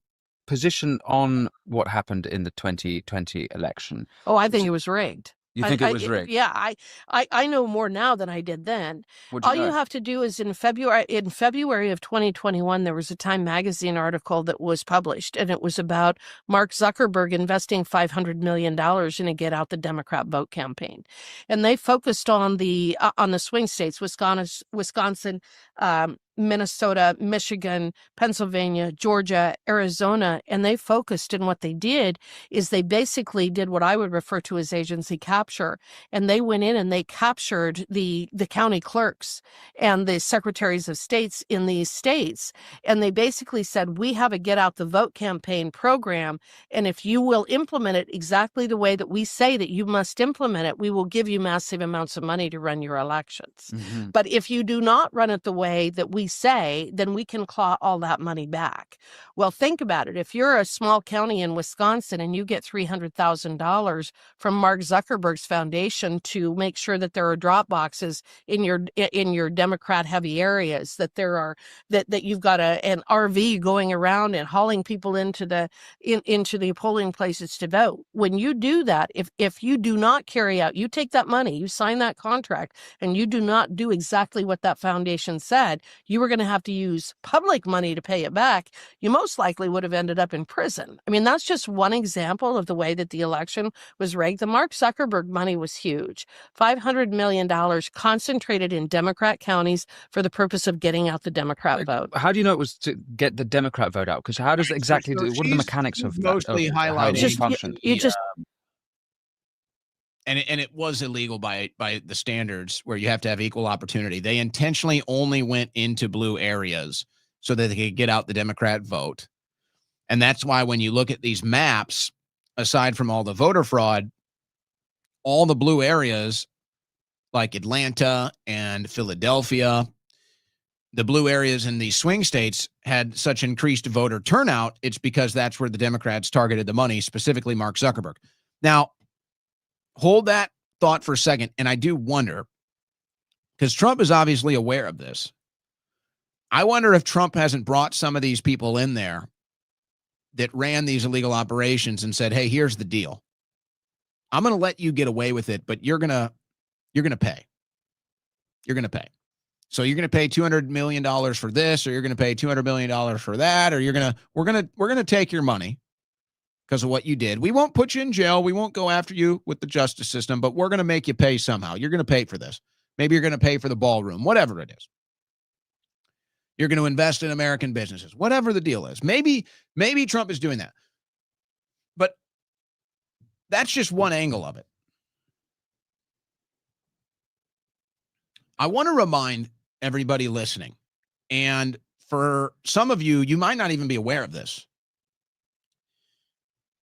After the 2020 election was stolen, there were hearings in multiple states where the voter fraud happened en masse, and you had whistleblowers, you had lawyers, legal experts, election poll experts, everything in multiple states.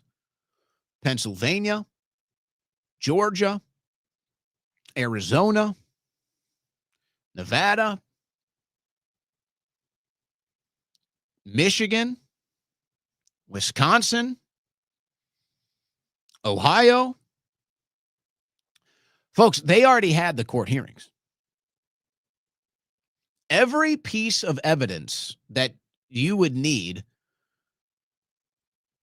to go after the stolen 2020 election has already been presented. All the findings, all the conclusions are already there. It all went down. But there were no teeth, and there was nobody willing to actually do it in Washington, D.C., including President Trump. Now, that's not an attack on Trump. He might have figured it was better not to do it at that time. I don't know. But regardless, it didn't happen.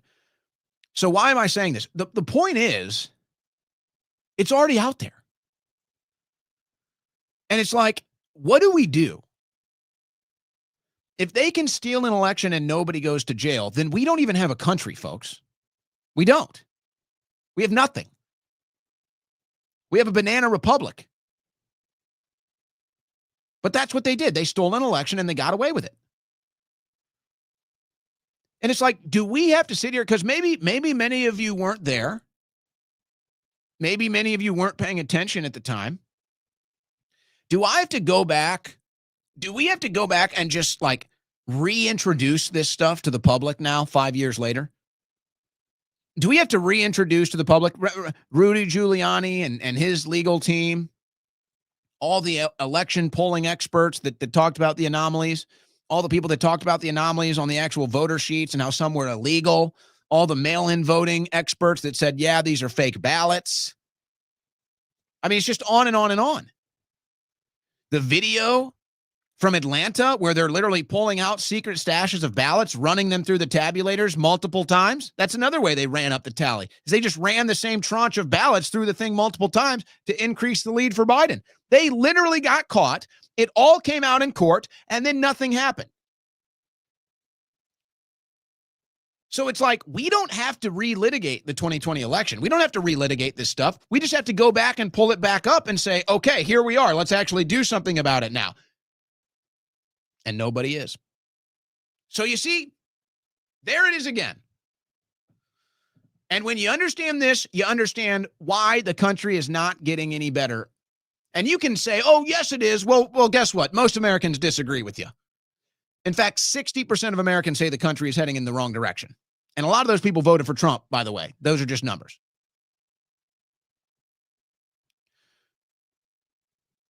Why isn't the country getting any better when the Republicans are in power?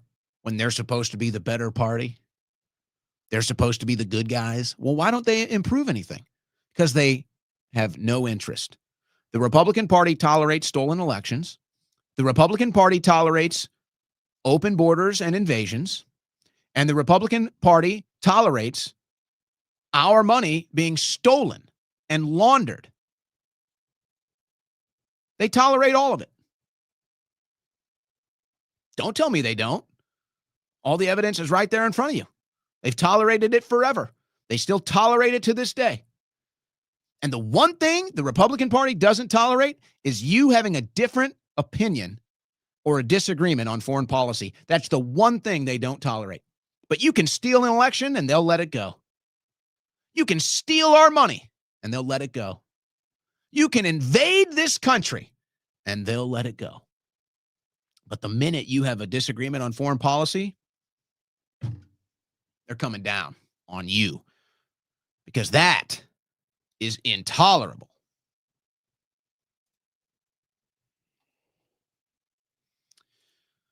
Oh, you're a pessimist. You're a black pillar. No, that's just the reality. And you can deny it as much as you want. And that makes you part of the problem, doesn't it? Yes, it does. Let me see if there's any other clips we want to get to today. Oh, yeah, we got the New York mayor stuff coming up. I don't think I want to get into this. I don't want to get into that. We'll get into the New York mayor stuff. I think we'll do that on the other side, but here's a crazy story. My God. Children found dead in trunk of car. Father tells 911 he killed them. Johnston County deputies say, oh my gosh, just unbelievable horrors here. According to the Johnson County Sheriff's Office, the 911 center received a call from a 38-year-old Wellington Delano Dickens III, who told the operators he killed his children. Oh, folks, it gets even worse.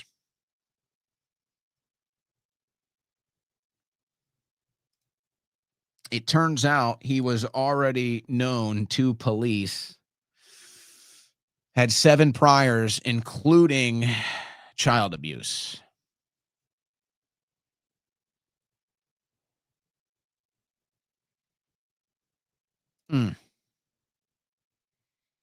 Just an absolute nightmare.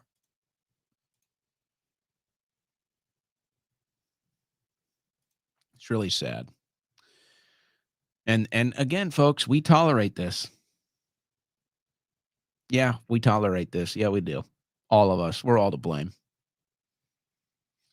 The fact that we've let these liberal progressive judges continue to sit on the bench and make our countries less safe, it's all of our fault.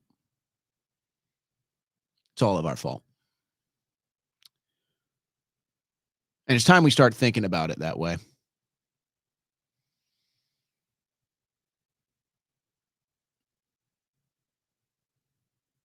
It's unreal. And I have these stories on my desk almost every day.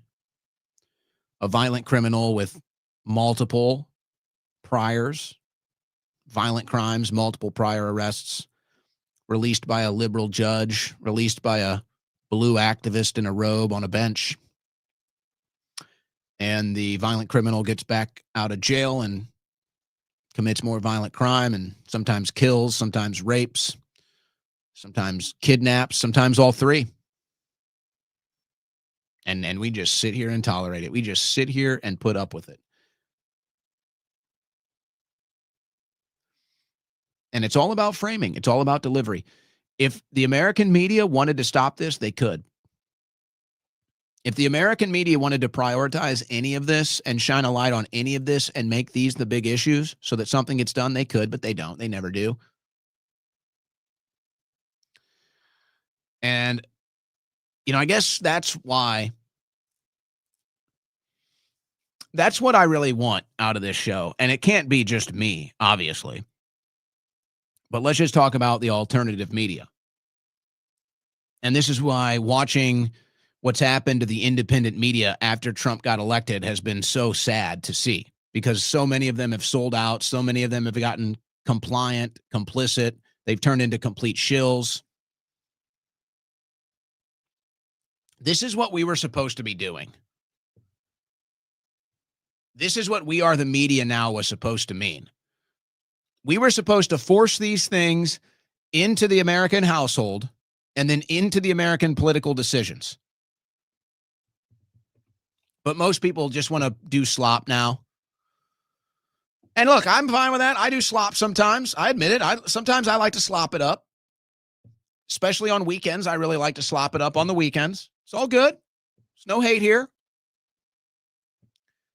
But the entire purpose of the alternative media has been lost. It's been lost. Every single American should know about these stories. Every single American should know about the cause of why these things happen. And then every single American should be reacting accordingly. But most Americans don't know any of this stuff. They don't know anything about the 2020 election being stolen. They don't know anything about Mayorkas facilitating the largest land invasion in the history of the world. They don't know about all these criminals with multiple prior violent crime arrests getting released by a judge to kill again. So nothing ever gets done. And that's our corrupt media. That's our corrupt media. That's what we're trying to beat. That's what we're trying to defeat, folks. Man. So, hey, you can call me whatever you want. But you won't be able to call me complicit. You won't be able to call me compliant. You won't be able to call me and ask, well, what did you do? We're trying to highlight these things. We're trying to actually apply pressure to generate solutions and reactions. But you notice the people that actually apply that pressure are the ones that are the first to be gate kept out. The people that actually are looking to generate results and produce results, they're the first people to be kicked out of the party. Forget about me. How about Elon Musk? Isn't that the prime example? Here comes Elon Musk, and you could argue, outside of anybody named Donald Trump, Elon Musk was the most important in the 2024 election results. And he poured in millions and millions of dollars. He put in his own time. And then he volunteered to run the Department of Government Efficiency to help clean up waste, fraud, and abuse, and hopefully arrest some of the criminals that were doing the money laundering and the theft. And then who was the first person to be kicked out of the administration with malice? Elon Musk. Because the people on the right that actually have original ideas and the people on the right that actually want to demand results and the people on the right that actually want to work to produce those results are always the first ones to get left out of the party or kicked out of the party. Just look at Scott Presler. Another example. Scott Presler, whether you like him or not, happens to be a really nice guy, by the way. Scott Presler was on the ground doing more get out the vote effort than anybody you ever saw or heard of from the GOP. And it was like we had to beg the GOP just to even say his name. Just to even say, hey, can we help you out? Can we cut you a check? Can we do anything to help out your get out the vote efforts? It's funny like that. Seems like Republicans hate having people inside the party that actually want to get things done. Seems like Republicans hate people that are actually trying to produce results or seek some change. Because as soon as you get in and as soon as you do, they boot you out of there and they try to destroy you. And if they can do it to Elon Musk, maybe the richest, smartest man in the world today, if they can do it to Elon Musk, imagine what they can do to anybody else. If there's more political power in D.C. than Elon Musk can even defeat, what do you think the odds are that you have a chance? But I'll tell you what, they'll say I'm a black pillar here today. They'll say I'm a pessimist here today. Folks, this is called reality, okay? This is called reality. It's no black pilling. This is reality. But I'll tell you what, we'll balance it out. We'll balance it out. Because I'll tell you this. Now, I want this to go very, very smoothly. I want it to be peacefully. Generally speaking, I don't want Americans' lives to be upended and overturned in the political process of actually taking our country back and saving the republic. You know, I don't want to see a disruption of life. I don't want to see a disruption of comfort, at least too much. To the people that want to get involved, yes, you will make sacrifices. You will pay the prices, whether that's the attacks, whether that's the censorship, whether that's the imprisonment, whatever it is, the people that get into the arena will pay the price. And that's a price that you have to recognize to be willing to pay. Many of us have already paid it. But I will say this, the things are moving in our direction. The things are moving in our direction. Might be going a little more slowly than we would like. Maybe we kind of get an idea of where we think we're at, and it ends up just being a shadow of a much smaller movement. But we are winning. We are winning, folks. But it's going to take a lot of time. It's going to take multiple election cycles. And quite frankly, I think that what Obama did to disenfranchise many of his voters, and I won't say the same about Trump yet, but at this rate, if Trump doesn't succeed in saving the republic in the ways we see fit, then Trump will disenfranchise a bunch of people on the right. And so you'll have all these disenfranchised people on the left, all these disenfranchised people on the right, and eventually you're going to get a change candidate that's going to get in there and force change. The only challenge at that point is keeping him alive, honestly. And maybe that's why Trump has, softened a little bit. They whizzed a bullet by him. They tried to kill him multiple times. Who knows what else went on behind the scenes? So maybe he just said, you know what? I want to stay alive. So, I'll do some good things, but I'm not gonna go too much change agent because they're going to put a bullet through me. So, all right. But we are winning.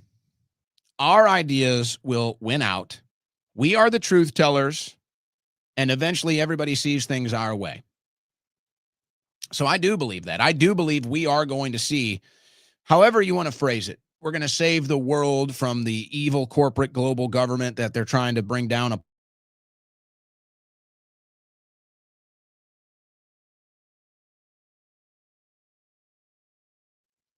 I hope we don't have to taste too much of it, but we will defeat it eventually. The whole concept of the American body politic, whether it's Republican, whether it's Democrat, screwing us over, hurting our country even more with every election cycle. Eventually, we will change this, folks. I just hope it doesn't have to be so painful. That's all. I just hope it doesn't have to be painful. I hope it doesn't have to disrupt our lives that much. But the longer it takes, the higher the odds get that it is going to be a painful process.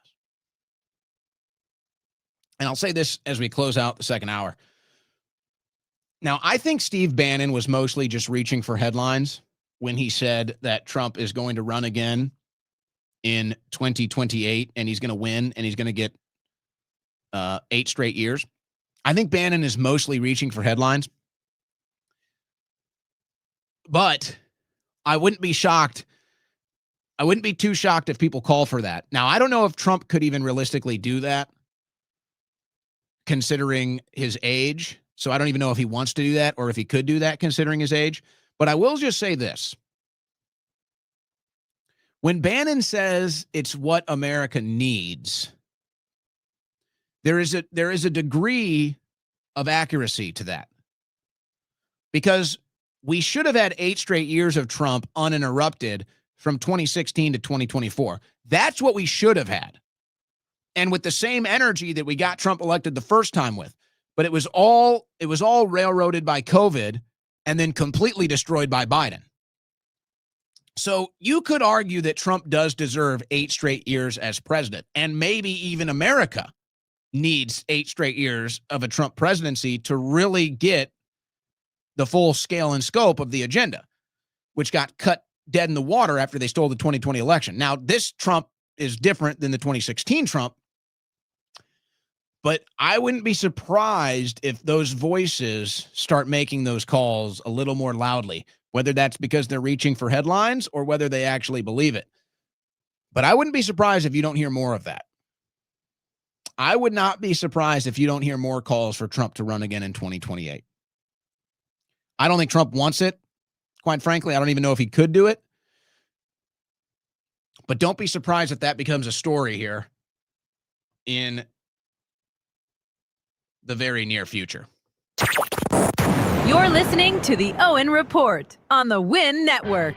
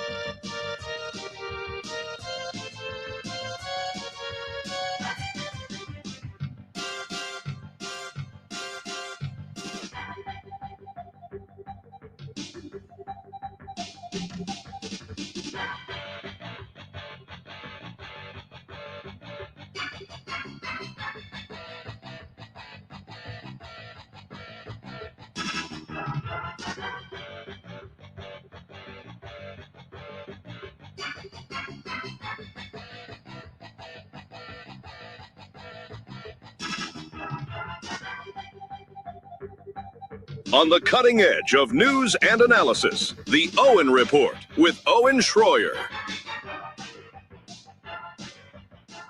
All right, that was a bit of a heavy hour. Maybe we should lighten it up here, huh? It's a little too heavy for some. It's just the reality, folks. That's all. Hey, at least you're not in Jamaica right now. Good God. What a disaster that's going to be. And we'll see where that bitch Melissa heads next. I don't know if I've known any girls named Melissa that were bitches. I don't know. This hurricane is one, though. All right. Third and final hour of today's transmission. Maybe we lighten it up. Maybe we lighten it up before we get back into the heavy stuff, huh? So last night, did you stay awake for this? Did you stay up for the World Series last night? 18 innings. Look at this crap. Does anybody get this crap? Like, you can't even get rid of this ad stuff. It's like half of your page is an ad. And it's like you can't even get rid of it. Like, why won't you close, you stupid ad? It's obnoxious. Anyway, so last night, longest World Series game in years, ends in the 18th inning with Freddie Freeman's walk-off home run. You know what? I got to say, for the Dodgers fans out there, congratulations. I really like it. It's an interesting situation what's going on with the Dodgers right now, because I really like what the Dodgers have done as one of the few franchises out there that tries to maintain some semblance of the baseball experience that we all grew up with.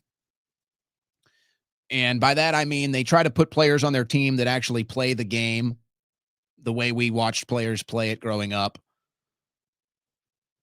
Not just swing as hard as I can and throw as hard as I can. They actually have batters and hitters that try to hit the ball, go the opposite way, whatever. They have pitchers that are actually strategic in their pitching. At the games, they play the organ most of the game. They don't have blaring rap music and all that other garbage. They're actually playing the organ. So it's like that. You know what? That's good for the Dodgers. And their team, obviously, the owners want them to be competitive because they just buy the most players. They just basically buy their success. And so, okay, whatever. I'm not a Dodgers fan, but I'll give them credit. But it is a little obnoxious. But I have to say, I'm wondering how many baseball fans are watching this. And there was a moment in last night's game where Shohei Ohtani hit a double. I think maybe tied the game with a double or something.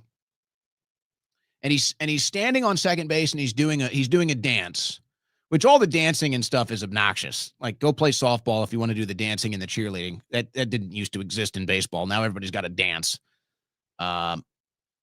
And the Dodgers are probably the least of them that do it. But it's like everybody's got a stupid little jig that they do. It's just like, what are you doing?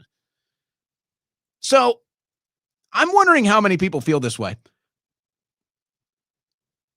Shohei Ohtani, quite frankly, should probably be banned from baseball.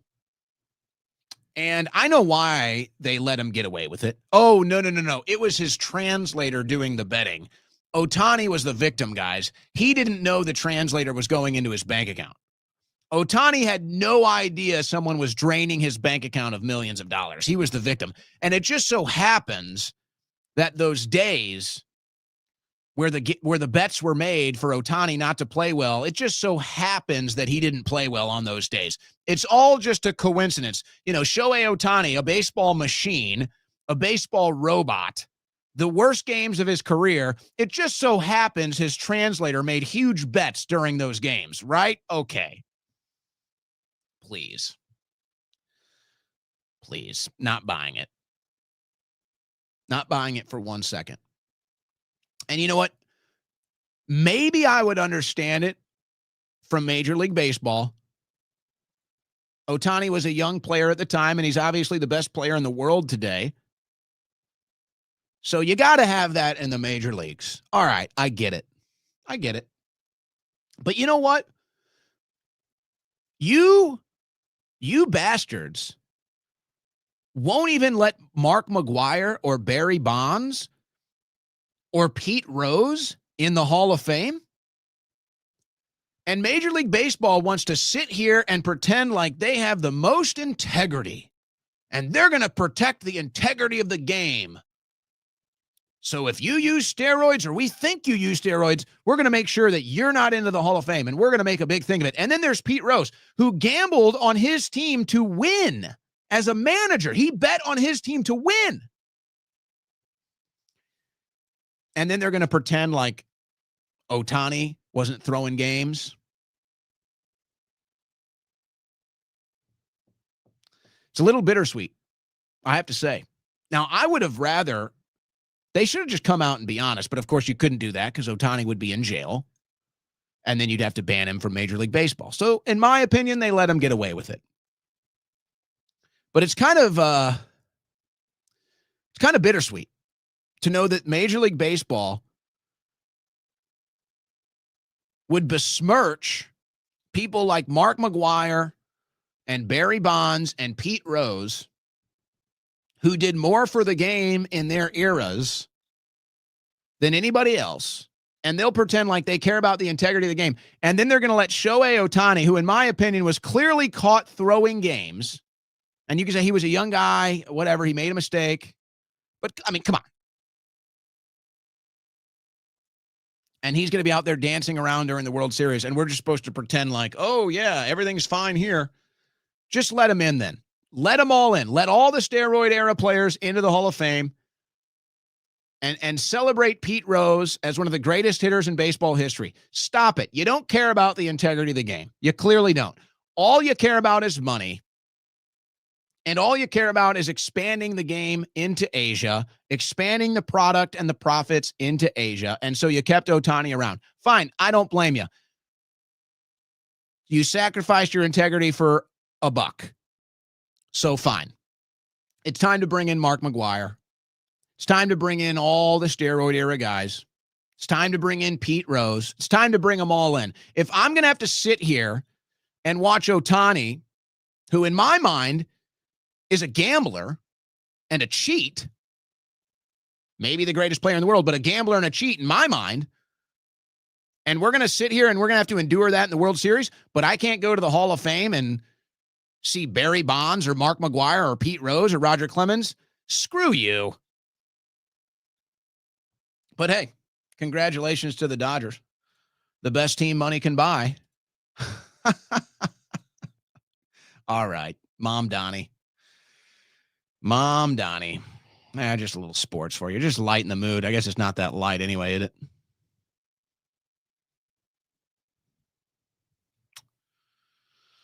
Yeah. Mom Donnie. Okay. He's in the news again.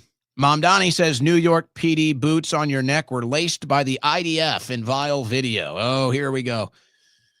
So this was from 2023. Now, you have to understand, they think that framing somebody as an anti-Semite is like a death sentence in politics now, but actually it's probably starting to take a turn now. Now, I don't know. He might be an anti-Semite, but I don't think so. I mean, why would he meet with the Orthodox Jews in New York City? Why would he take money from liberal Jews if he was an anti-Semite? So I don't know. But see, they're acting like there's no context to this. Oh, he's blaming the Jews. He's blaming the IDF for everything. Well, actually, it's very well known that the IDF trains police units, including the NYPD. Now, it's funny about this. This is from 2016. With whom are many U.S. police departments training? With a chronic human rights violator, Israel. That's from 10 years ago. Israel and occupied Palestine territory. So it just shows you how this thing never changes. Israel, Palestine, it never changes. But regardless of that, again, no endorsement of Mamdani, but it's just like when you do these disingenuous attacks on people, you're going to get called out. Mamdani is a communist and a socialist, and I would be shocked if any of his policies work out positively for New York City. I'd be stunned if any of it works out well. So I would never vote for Mamdani. I don't support Mamdani. I'm not endorsing Mamdani. And they'll say, well, you're just a black pillar. No, I'm a realist. I told you Mamdani was going to win before anybody else because I'm a realist. I live in reality. So I know when he says the NYPD trained with the IDF, that's a common thing. Many police departments are trained by the IDF. But they just leave that out so that you just think he's an anti-Semite. Which, I don't know, maybe he is, maybe he isn't, I don't know. But it's just like, I call out propaganda from the left and the right, ladies and gentlemen. You know, one of those rare people in media. Inside the Mamdani campaign, Soros cash, socialists, and the radical imams engineered Zoran Mamdani's path to power. $2.5 million in Soros funding. $2.5 million. Okay. So Mamdani's raising millions of dollars from the radical left. I don't think that would surprise anybody. But I wonder, what about this? Is this true? 26 billionaires spent $22 million to stop Mamdani from winning the New York City mayoral election. Are these numbers true?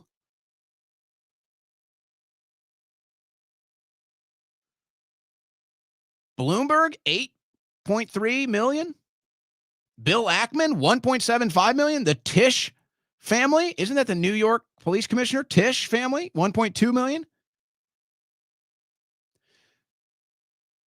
So isn't it strange? Again, folks, I do not support Mamdani. I would never vote for Mamdani. I just tell it like it is. And I saw that the attacks on Mamdani were only going to make him win the election, and I'm going to be proven right in a week, if I haven't been already. But I just love the lack of consistency. If logic cannot be applied universally, it's not logic, it's propaganda. So if it's bad that Soros spends $2.5 million, look at the big billionaires, they're paying for Mamdani's campaign. Well, apparently 10 times that was spent against Mamdani. So how is one good and the other not? And then I love watching the right complain about the communism deal. Hey, none of us like communism, right? So they're all sharing this video where he's talking about how he's a communist, and it's years ago, but I don't think that's changed. I think he's still a communist. He's not hiding that he's a communist. He's always been anti-West. He's always been anti-capitalism. But, you know, I love watching this on the right complaining about Mamdani being a communist. Do you think we could maybe take that energy and direct it at our federal government, maybe? Because the Republicans are communists too. Oh, really? Again, I ask, where are the Republicans calling for the end of the welfare state? Where are they? They don't exist because they're communists. Where are the Republicans calling for the end to foreign aid? They don't exist because they're communists. The only people I've seen calling for an end to foreign aid, generally speaking, Ro Khanna, Marjorie Taylor Greene, and Thomas Massie. That's it. That's it. Tell me that that's not communism. What is communism? Explain to me how it's not global communism that you, the American worker and taxpayer, has to give money to people all over the world. Tell me how that's not communism. Tell me how it's not communism that you, the American worker and taxpayer, have to pay for other Americans to feed their family. Tell me how that's not communism. So, hey, sure, us on the right, we're anti-communists. We don't like communists. We don't like the dirty commies. We don't want communism in our system. But then they never do anything to stop the communism in our system. So it's all crocodile tears to me. If you want to complain about Mamdani being a communist, fine. But then let's complain about the communist system that we currently live under, because we do. Our education system is communist. Our foreign aid system is communist. Our welfare state is communist. It's all communist. So if you're going to complain about Mamdani being a communist, good. Now let's actually do something about all the communist infrastructure that we already have set up in this country. Oh, no. No, we're not going to do that, though. We're just going to bark at Mamdani. And so now the Republicans are calling to deport Mamdani. Can you believe it? Andy Ogles has sent a letter to Pam Bondi to deport Mamdani. Now, I would guess that this is a non-starter, and it's just, these Republicans like Andy Ogles, who I think is, if you look at the grading scale, which is on a curve, Andy Ogles is probably closer to the top of the class than the bottom. But they just do this for political points. They just see Mamdani's all over the news, so they just think about, ooh, how can I insert myself here? Oh, I'll call for him to be deported. So I'm guessing this is mostly a non-starter. But I will say this. I'm not going to make some big stand if they deport Mamdani. But I will tell you, if Pam Bondi deports Mamdani before we get any Epstein client arrests, any deep state arrests, any arrests of these massive left-wing groups that are funding all the radical left-wing terrorism, if we get a deportation of Mamdani before any of that, then what more is there to fight for? If you're looking at this administration and fighting for results, what more is there to fight for? That's it. That's your answer right there. Is you're not going to get anything. And we all know why they're going to deport Mamdani. If Pam Bondi does that before we get anything we voted for, and you'll see the same bill. I voted for this. They'll deport Mamdani. I voted for this. This is what I voted for. Really? Because I bet you didn't even know who Mamdani was last year, but you voted for this. Okay, right-wing political propagandist. It's not that bad, right? I'm the black pillar. I'm the pessimist. It's not that bad, right? We're not going to deport Mamdani before we get deep state arrests, Epstein client lists, justice for the January 6th defendants, arrest of the people that stole the 2020 election, right? We're not getting a deportation of Mamdani before we get that, right? Tell me it's not that bad, Pam Bondi. Tell me it's not that bad. Well, I guess we'll find out.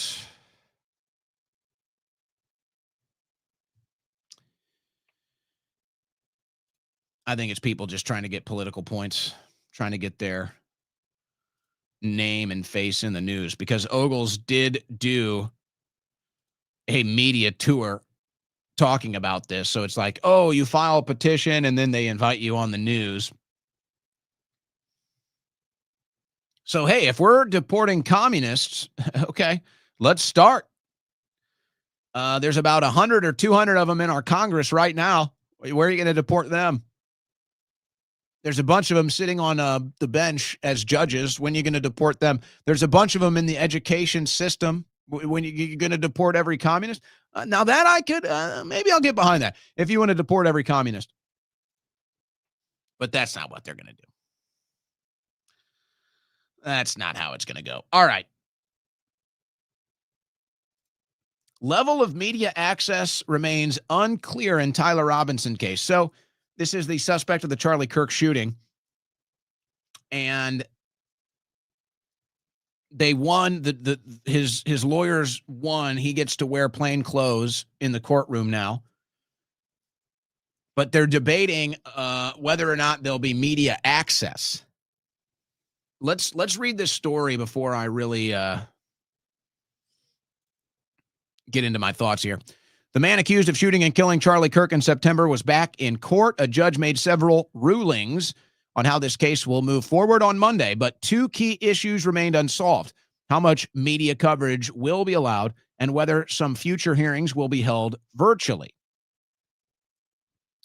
The judge ruled that Robinson will not be photographed or video recorded in shackles and granted his request to wear civilian clothing during all pretrial proceedings. Pretty standard. That's all about interpretation. So if you come out there in shackles and everything, you're interpreted as a criminal. So you want to be interpreted as innocent till proven guilty. So that's kind of standard. The judge said decisions about the level of media coverage allowed, like cameras in the courtroom and virtual hearings, won't come until attorneys file those specific motions. If the state wishes to have all non-evidentiary hearings conducted via WebEx, it must file a separate motion, the judge said. If the parties seek to limit or restrict electronic media coverage, they may file a joint motion. So that's going to be, if both the defendant and the prosecution want the cameras out, then the cameras will be out. Now, this is a dangerous precedent for me that I don't like, but let's go on. Former prosecutor Nathan Evershed said the case is still in the early procedural stages, but acknowledged the national and international attention it has already drawn. Could be the trial of the century for Utah.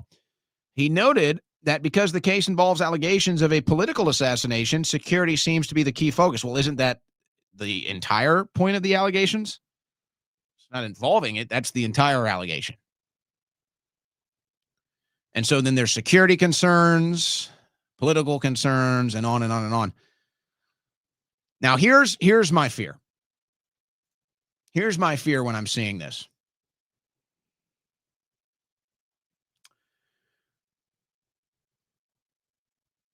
Most, I think, I don't know if I can say most. Let's just say some. Some already believe there's a cover-up. Now, I've already voiced my opinion. In the immediate aftermath of this, I was very invested in the story and very aggressive in my coverage and my commentary. And I kind of continued that on until the big ceremony at the stadium in Arizona, and then Erica Kirk kind of taking the lead as far as public appearances were concerned. So I said, all right, I'm gonna back off and I'm gonna wait and see what happens. Now I have no qualms about where I stand. I don't believe Tyler Robinson took the deadly shot. I don't believe he acted alone. I think there's ample evidence that there were other people there that day that knew it was going to happen.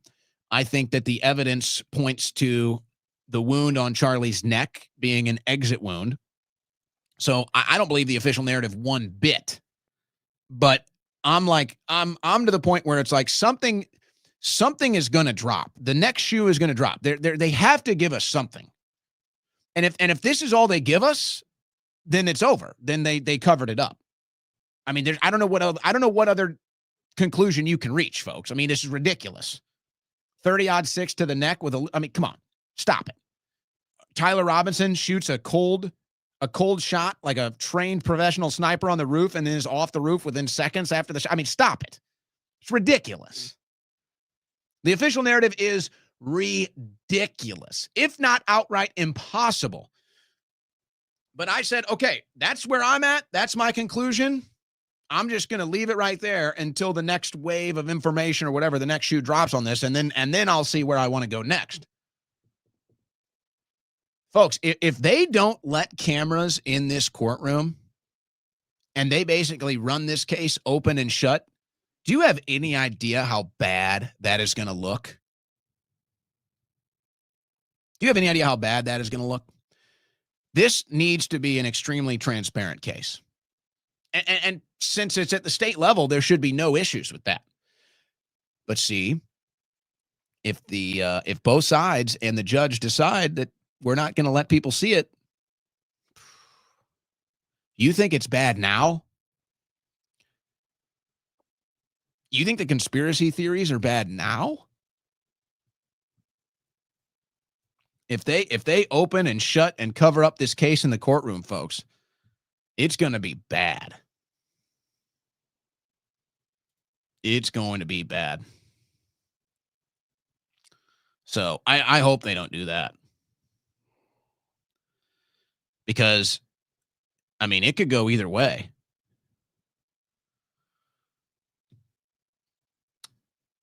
They could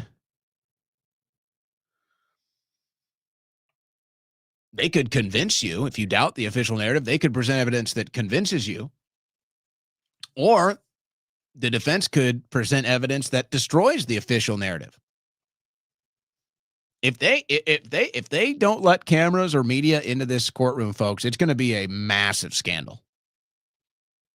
It's going to only make this thing even worse if that's the direction they go. So we'll see. We'll see. All right, we covered the hurricane. I don't think there's anything out yet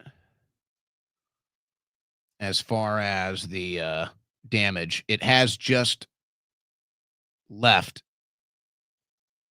Jamaica. So I guess now it's heading towards Dominican Republic or Haiti. If it takes a turn west after that, we could have problems. We'll see if it picks up steam.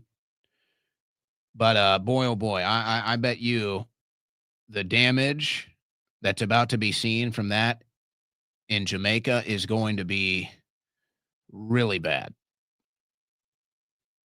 It's going to be really bad. All right, what else do we have here?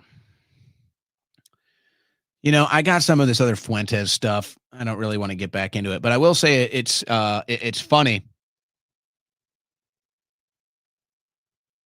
because one of the clips, I've got a clip from Fuentes I was going to play, but one of the clips talks about, you know, how it was basically Levin and Shapiro that forced Nick into his current ideological viewpoint. And I remember saying it years ago. And when they were first trying to destroy Nick Fuentes' reputation and call him an anti-Semite, I said, the people that are going to produce more anti-Semites are Shapiro and Levin. Nick Fuentes is not going to produce anti-Semites like Levin and Shapiro will. And then he comes out and says, yeah, it was basically Levin and Shapiro attacking me for being pro-America that pushed me into this ideological space. So that's ironic. I'm gonna pass on the rest of that. We're almost out of time. Moulton to return donations from AIPAC as Senate race approaches. Did you hear about this? This is how dirty AIPAC money is now. Representative Seth Moulton, Democrat in Massachusetts, pledged last week to return all donations he has received from AIPAC and refused to accept future campaign funding from the organization. Now, be careful. He's running against Ed Markey for Senate. Be careful now, because AIPAC will still find a way to fund these people without it having their blood money on it. So be careful for that. But we called it. We told you.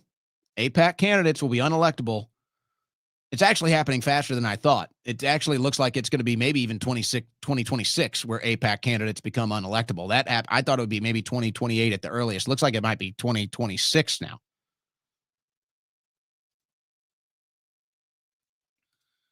So that was easy to predict, though.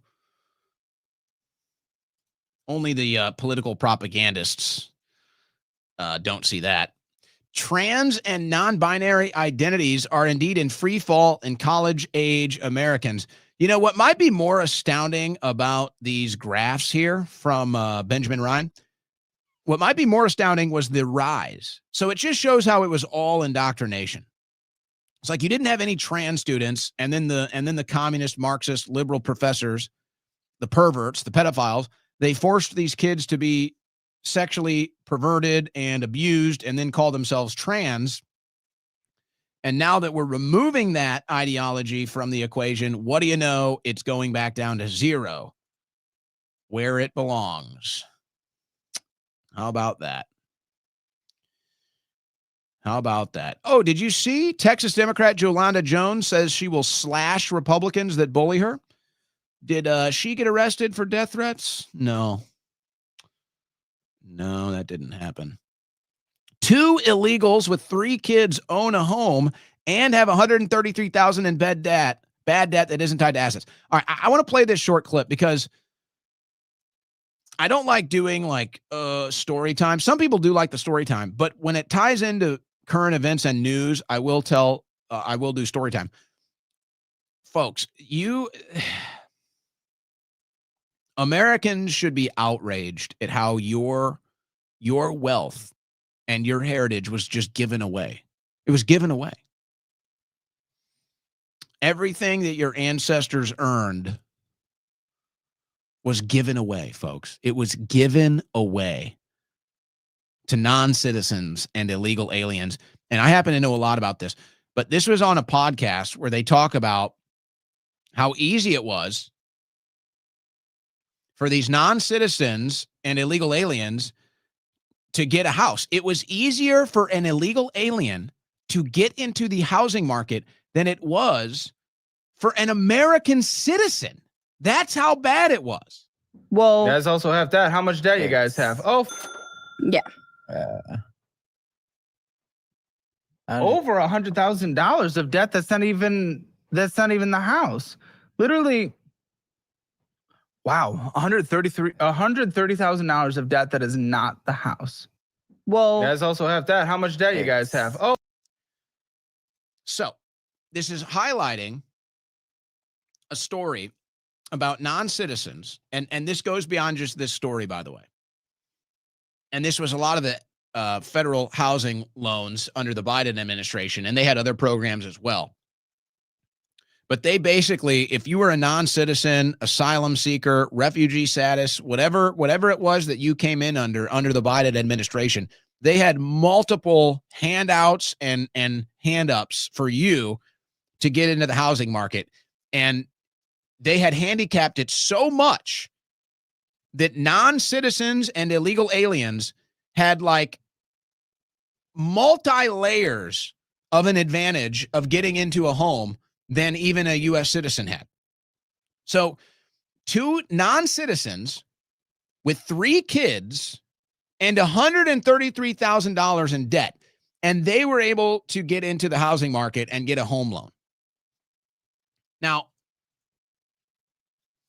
for people that have been following me for the last 2 months, let's say, you know that when I decided to go independent, I was hoping to move and build a new studio in a new house. But because I'm a citizen, and because the interest rates are so high, and because they discriminate against you if you are self-employed, I was not able to get a house. And the only way I could have gotten into a new house was by financial decision, which I might have been able to level with if it would have been like, okay, kind of bad financial decision, but there were other positives on the other side of it. It would have been such a bad financial decision. Can you imagine this? I'm an American citizen. My credit is 810. I have zero debt. Zero, not a dollar. I've paid off every debt in my life. So no debt, 810 credit score, and some cash on hand to buy a house. And I could not get into the housing market with these credentials for less than 7% interest rate. So basically, I would have had to pay 7% interest rate and take a massive hit on my house because the market is so down, which is probably worse than most markets in Austin. If I was a non-citizen and I just came across, I could have had hundreds of thousands in bad debt. I could have had virtually no credit score, self-employed, it doesn't even matter. And they would have done everything to get me into a house. But when you're an American with cash on hand, a good credit score, and no debt, they don't give you any advantages. None. And I know I'm not the only one that experienced this because I talked to other people that went through virtually the same thing. And really the big one was being self-employed. They don't want you, if you're self-employed, they say, screw you. We don't even want you. We don't do self-employed people here. Why? Well, you're considered high risk. I'm considered high risk. But the non-citizen that comes into this country with no job, bad debt, no credit score, they're not considered high risk. They can get a loan like that. But if you're a self-employed American, they're not interested. Sorry, no money for you. Who's running these? Who runs this crap?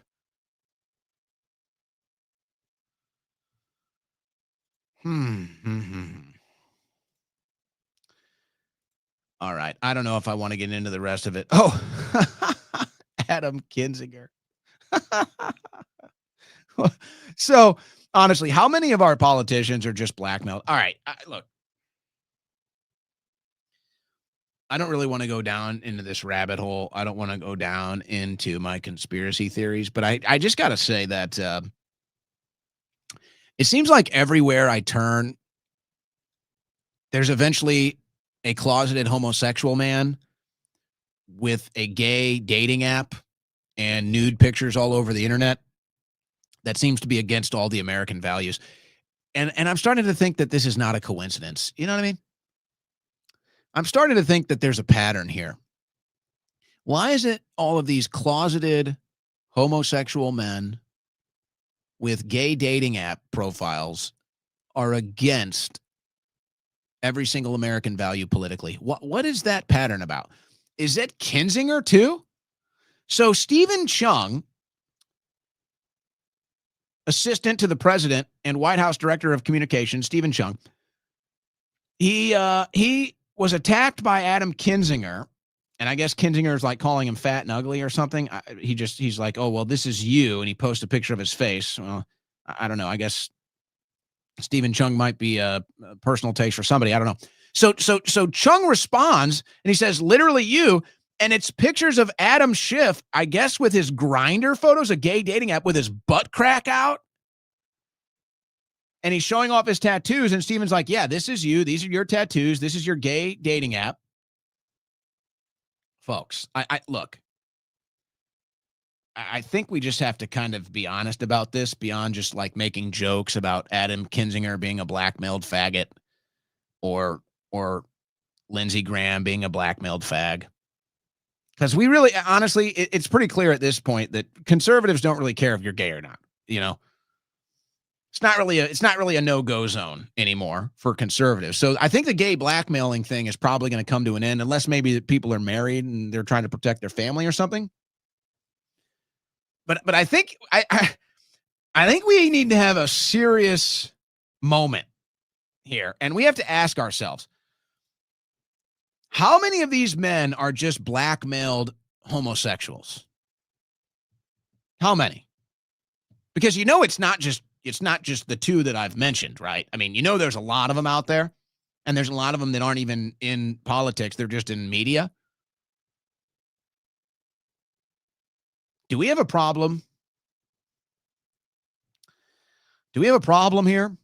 Look at what James O'Keefe is able to do in a wig and fake glasses to get these people to just say things, that are bad.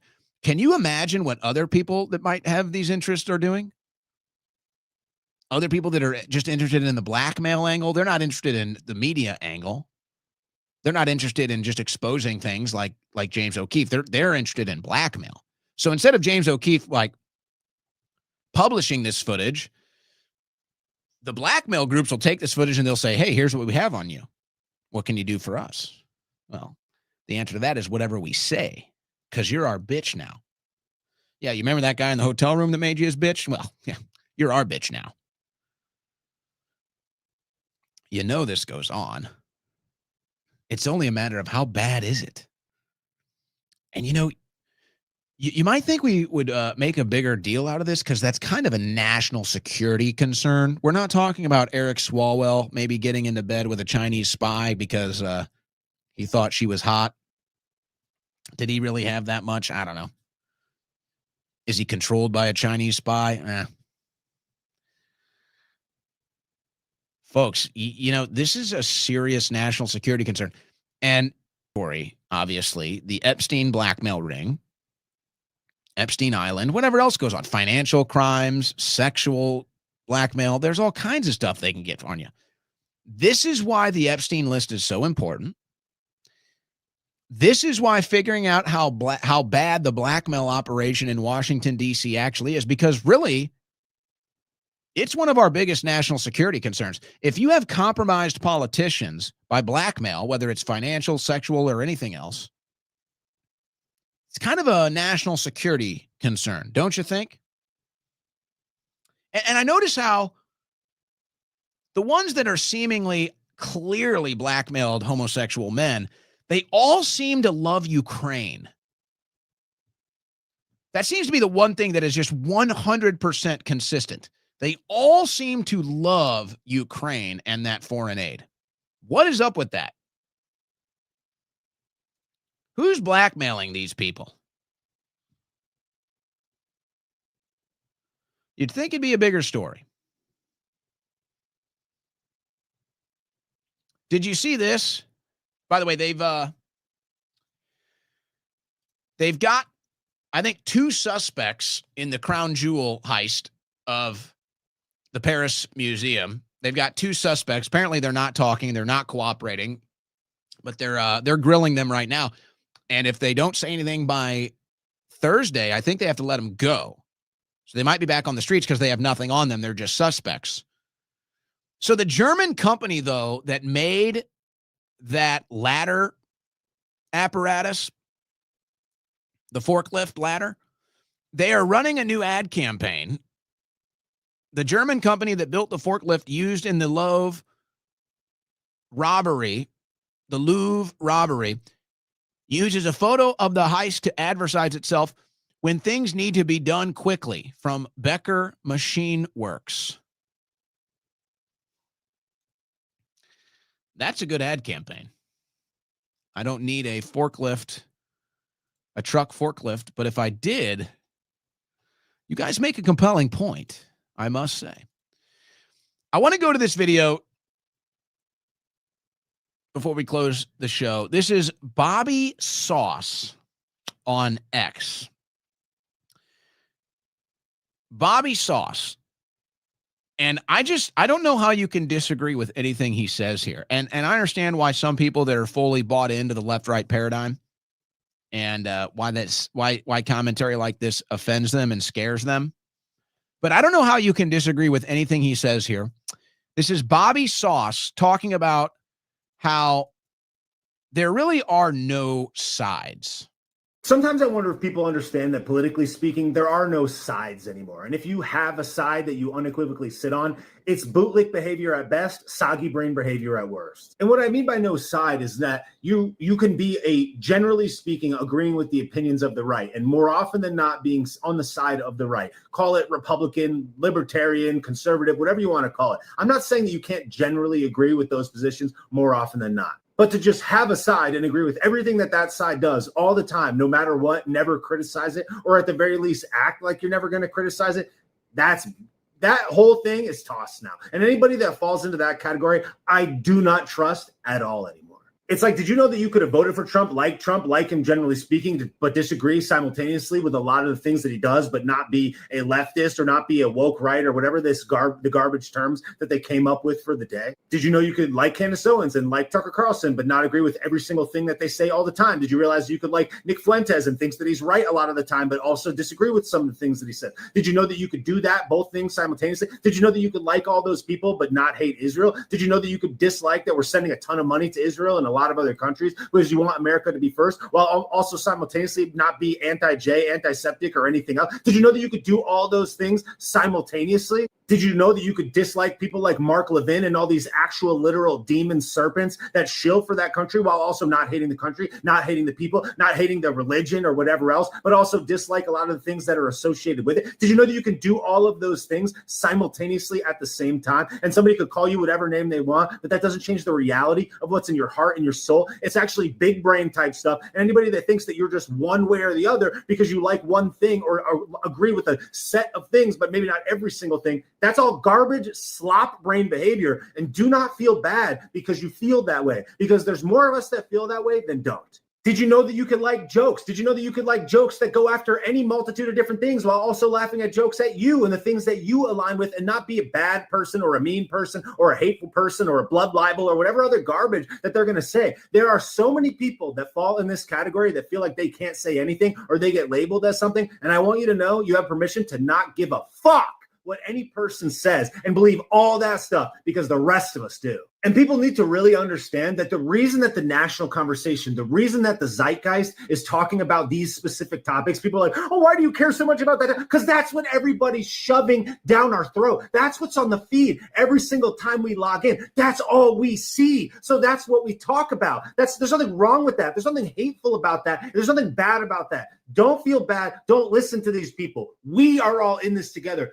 Do not let them shame you to believe that you are alone, because there are more of us than there are of them that believe that way without a shadow of a doubt. Never feel bad about it.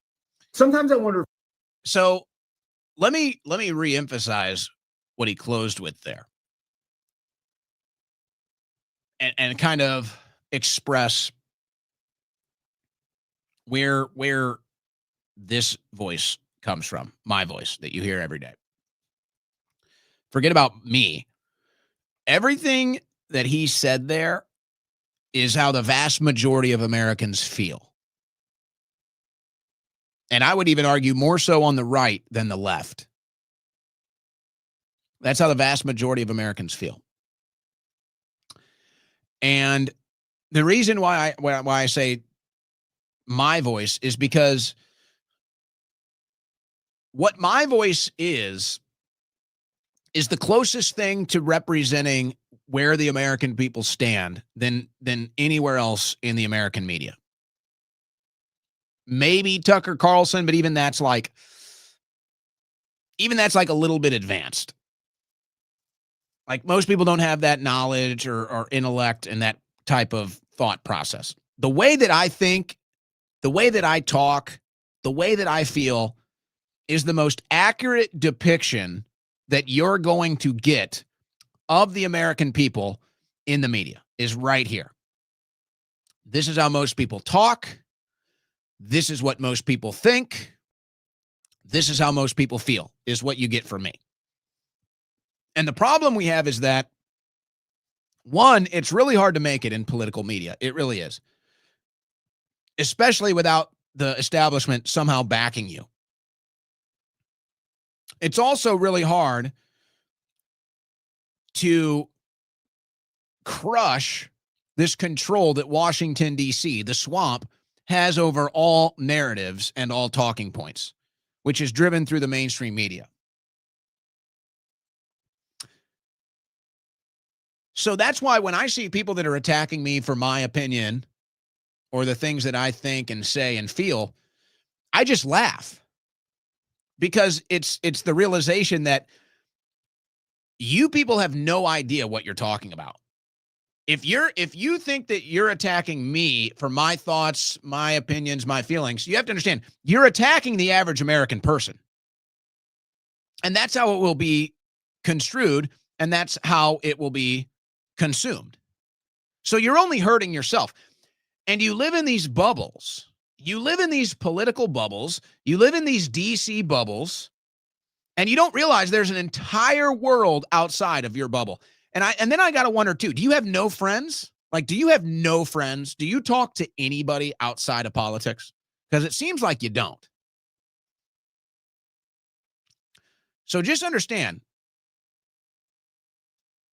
what you hear on this show is where the vast majority of Americans fall on the political map. And when you see other people in the media attacking the things I say, understand that's because they hate you.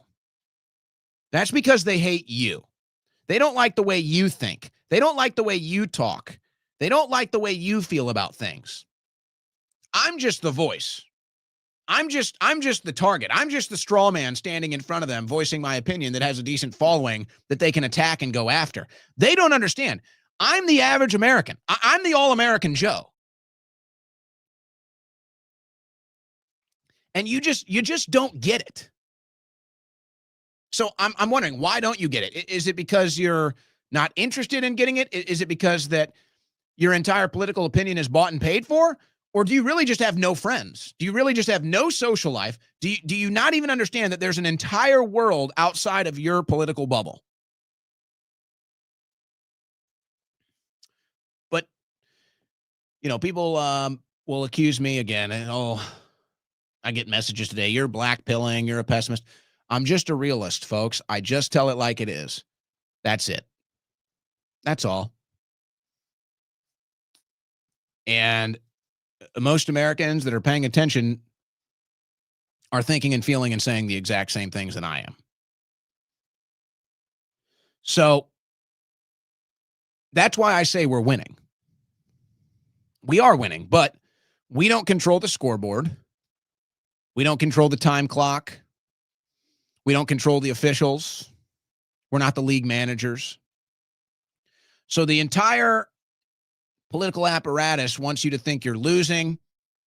They want you to think you're a voice in the wilderness. They want you to think that you're alone. Nobody feels like you. And that's what the overwhelming propaganda against your instincts, against your common sense is designed to do. But make no mistake about it, folks. Most Americans think, talk, and feel just like I do. They might not express it the same way, but they do. They do. And that's why eventually it's going to be my way. Someday you'll see things my way. And I've sat here and I've watched now since I entered the political arena in 2012, 2013. I have watched every single issue that I've seen go from nobody talking about it to a lot of people talking about it to everyone talking about it to inevitable a political response to it. It's maintained total consistency for the 15 years I've been doing political commentary. And I only seeing it intensifying, and I only see it increasing in velocity and size and scope and scale. So even though where we're at politically right now is not where we want to be, and it's kind of depressing in a way, we are winning. We are the heart and soul of this country. And most people think, feel, and talk like we talk. So don't let their overwhelming propaganda convince you otherwise. And just know that this voice represents those voices, and that this show represents the counter propaganda from both sides and the counter establishment that wants you crushed and defeated. We will not be crushed. We will not be defeated. We will be victorious, no matter how long it takes, no matter how many people try to co-opt our movement, no matter how many people try to ride our movement into power and influence and then sell us out. Won't matter. Won't matter. We will maintain course. We will maintain the steady hand, and eventually we will win. The only question is, how ugly does it have to get? And hopefully not too ugly is what we're hoping for. That's the goal. That's the challenge, quite frankly. And that's what's going to do it for today's show. I'm going to be going on with Tyson Hockley in about 20 minutes. Do a little podcast with him. Tomorrow after the show, we're going to be joined by somebody in the cattle industry and the beef lobbying industry to give us an update on that.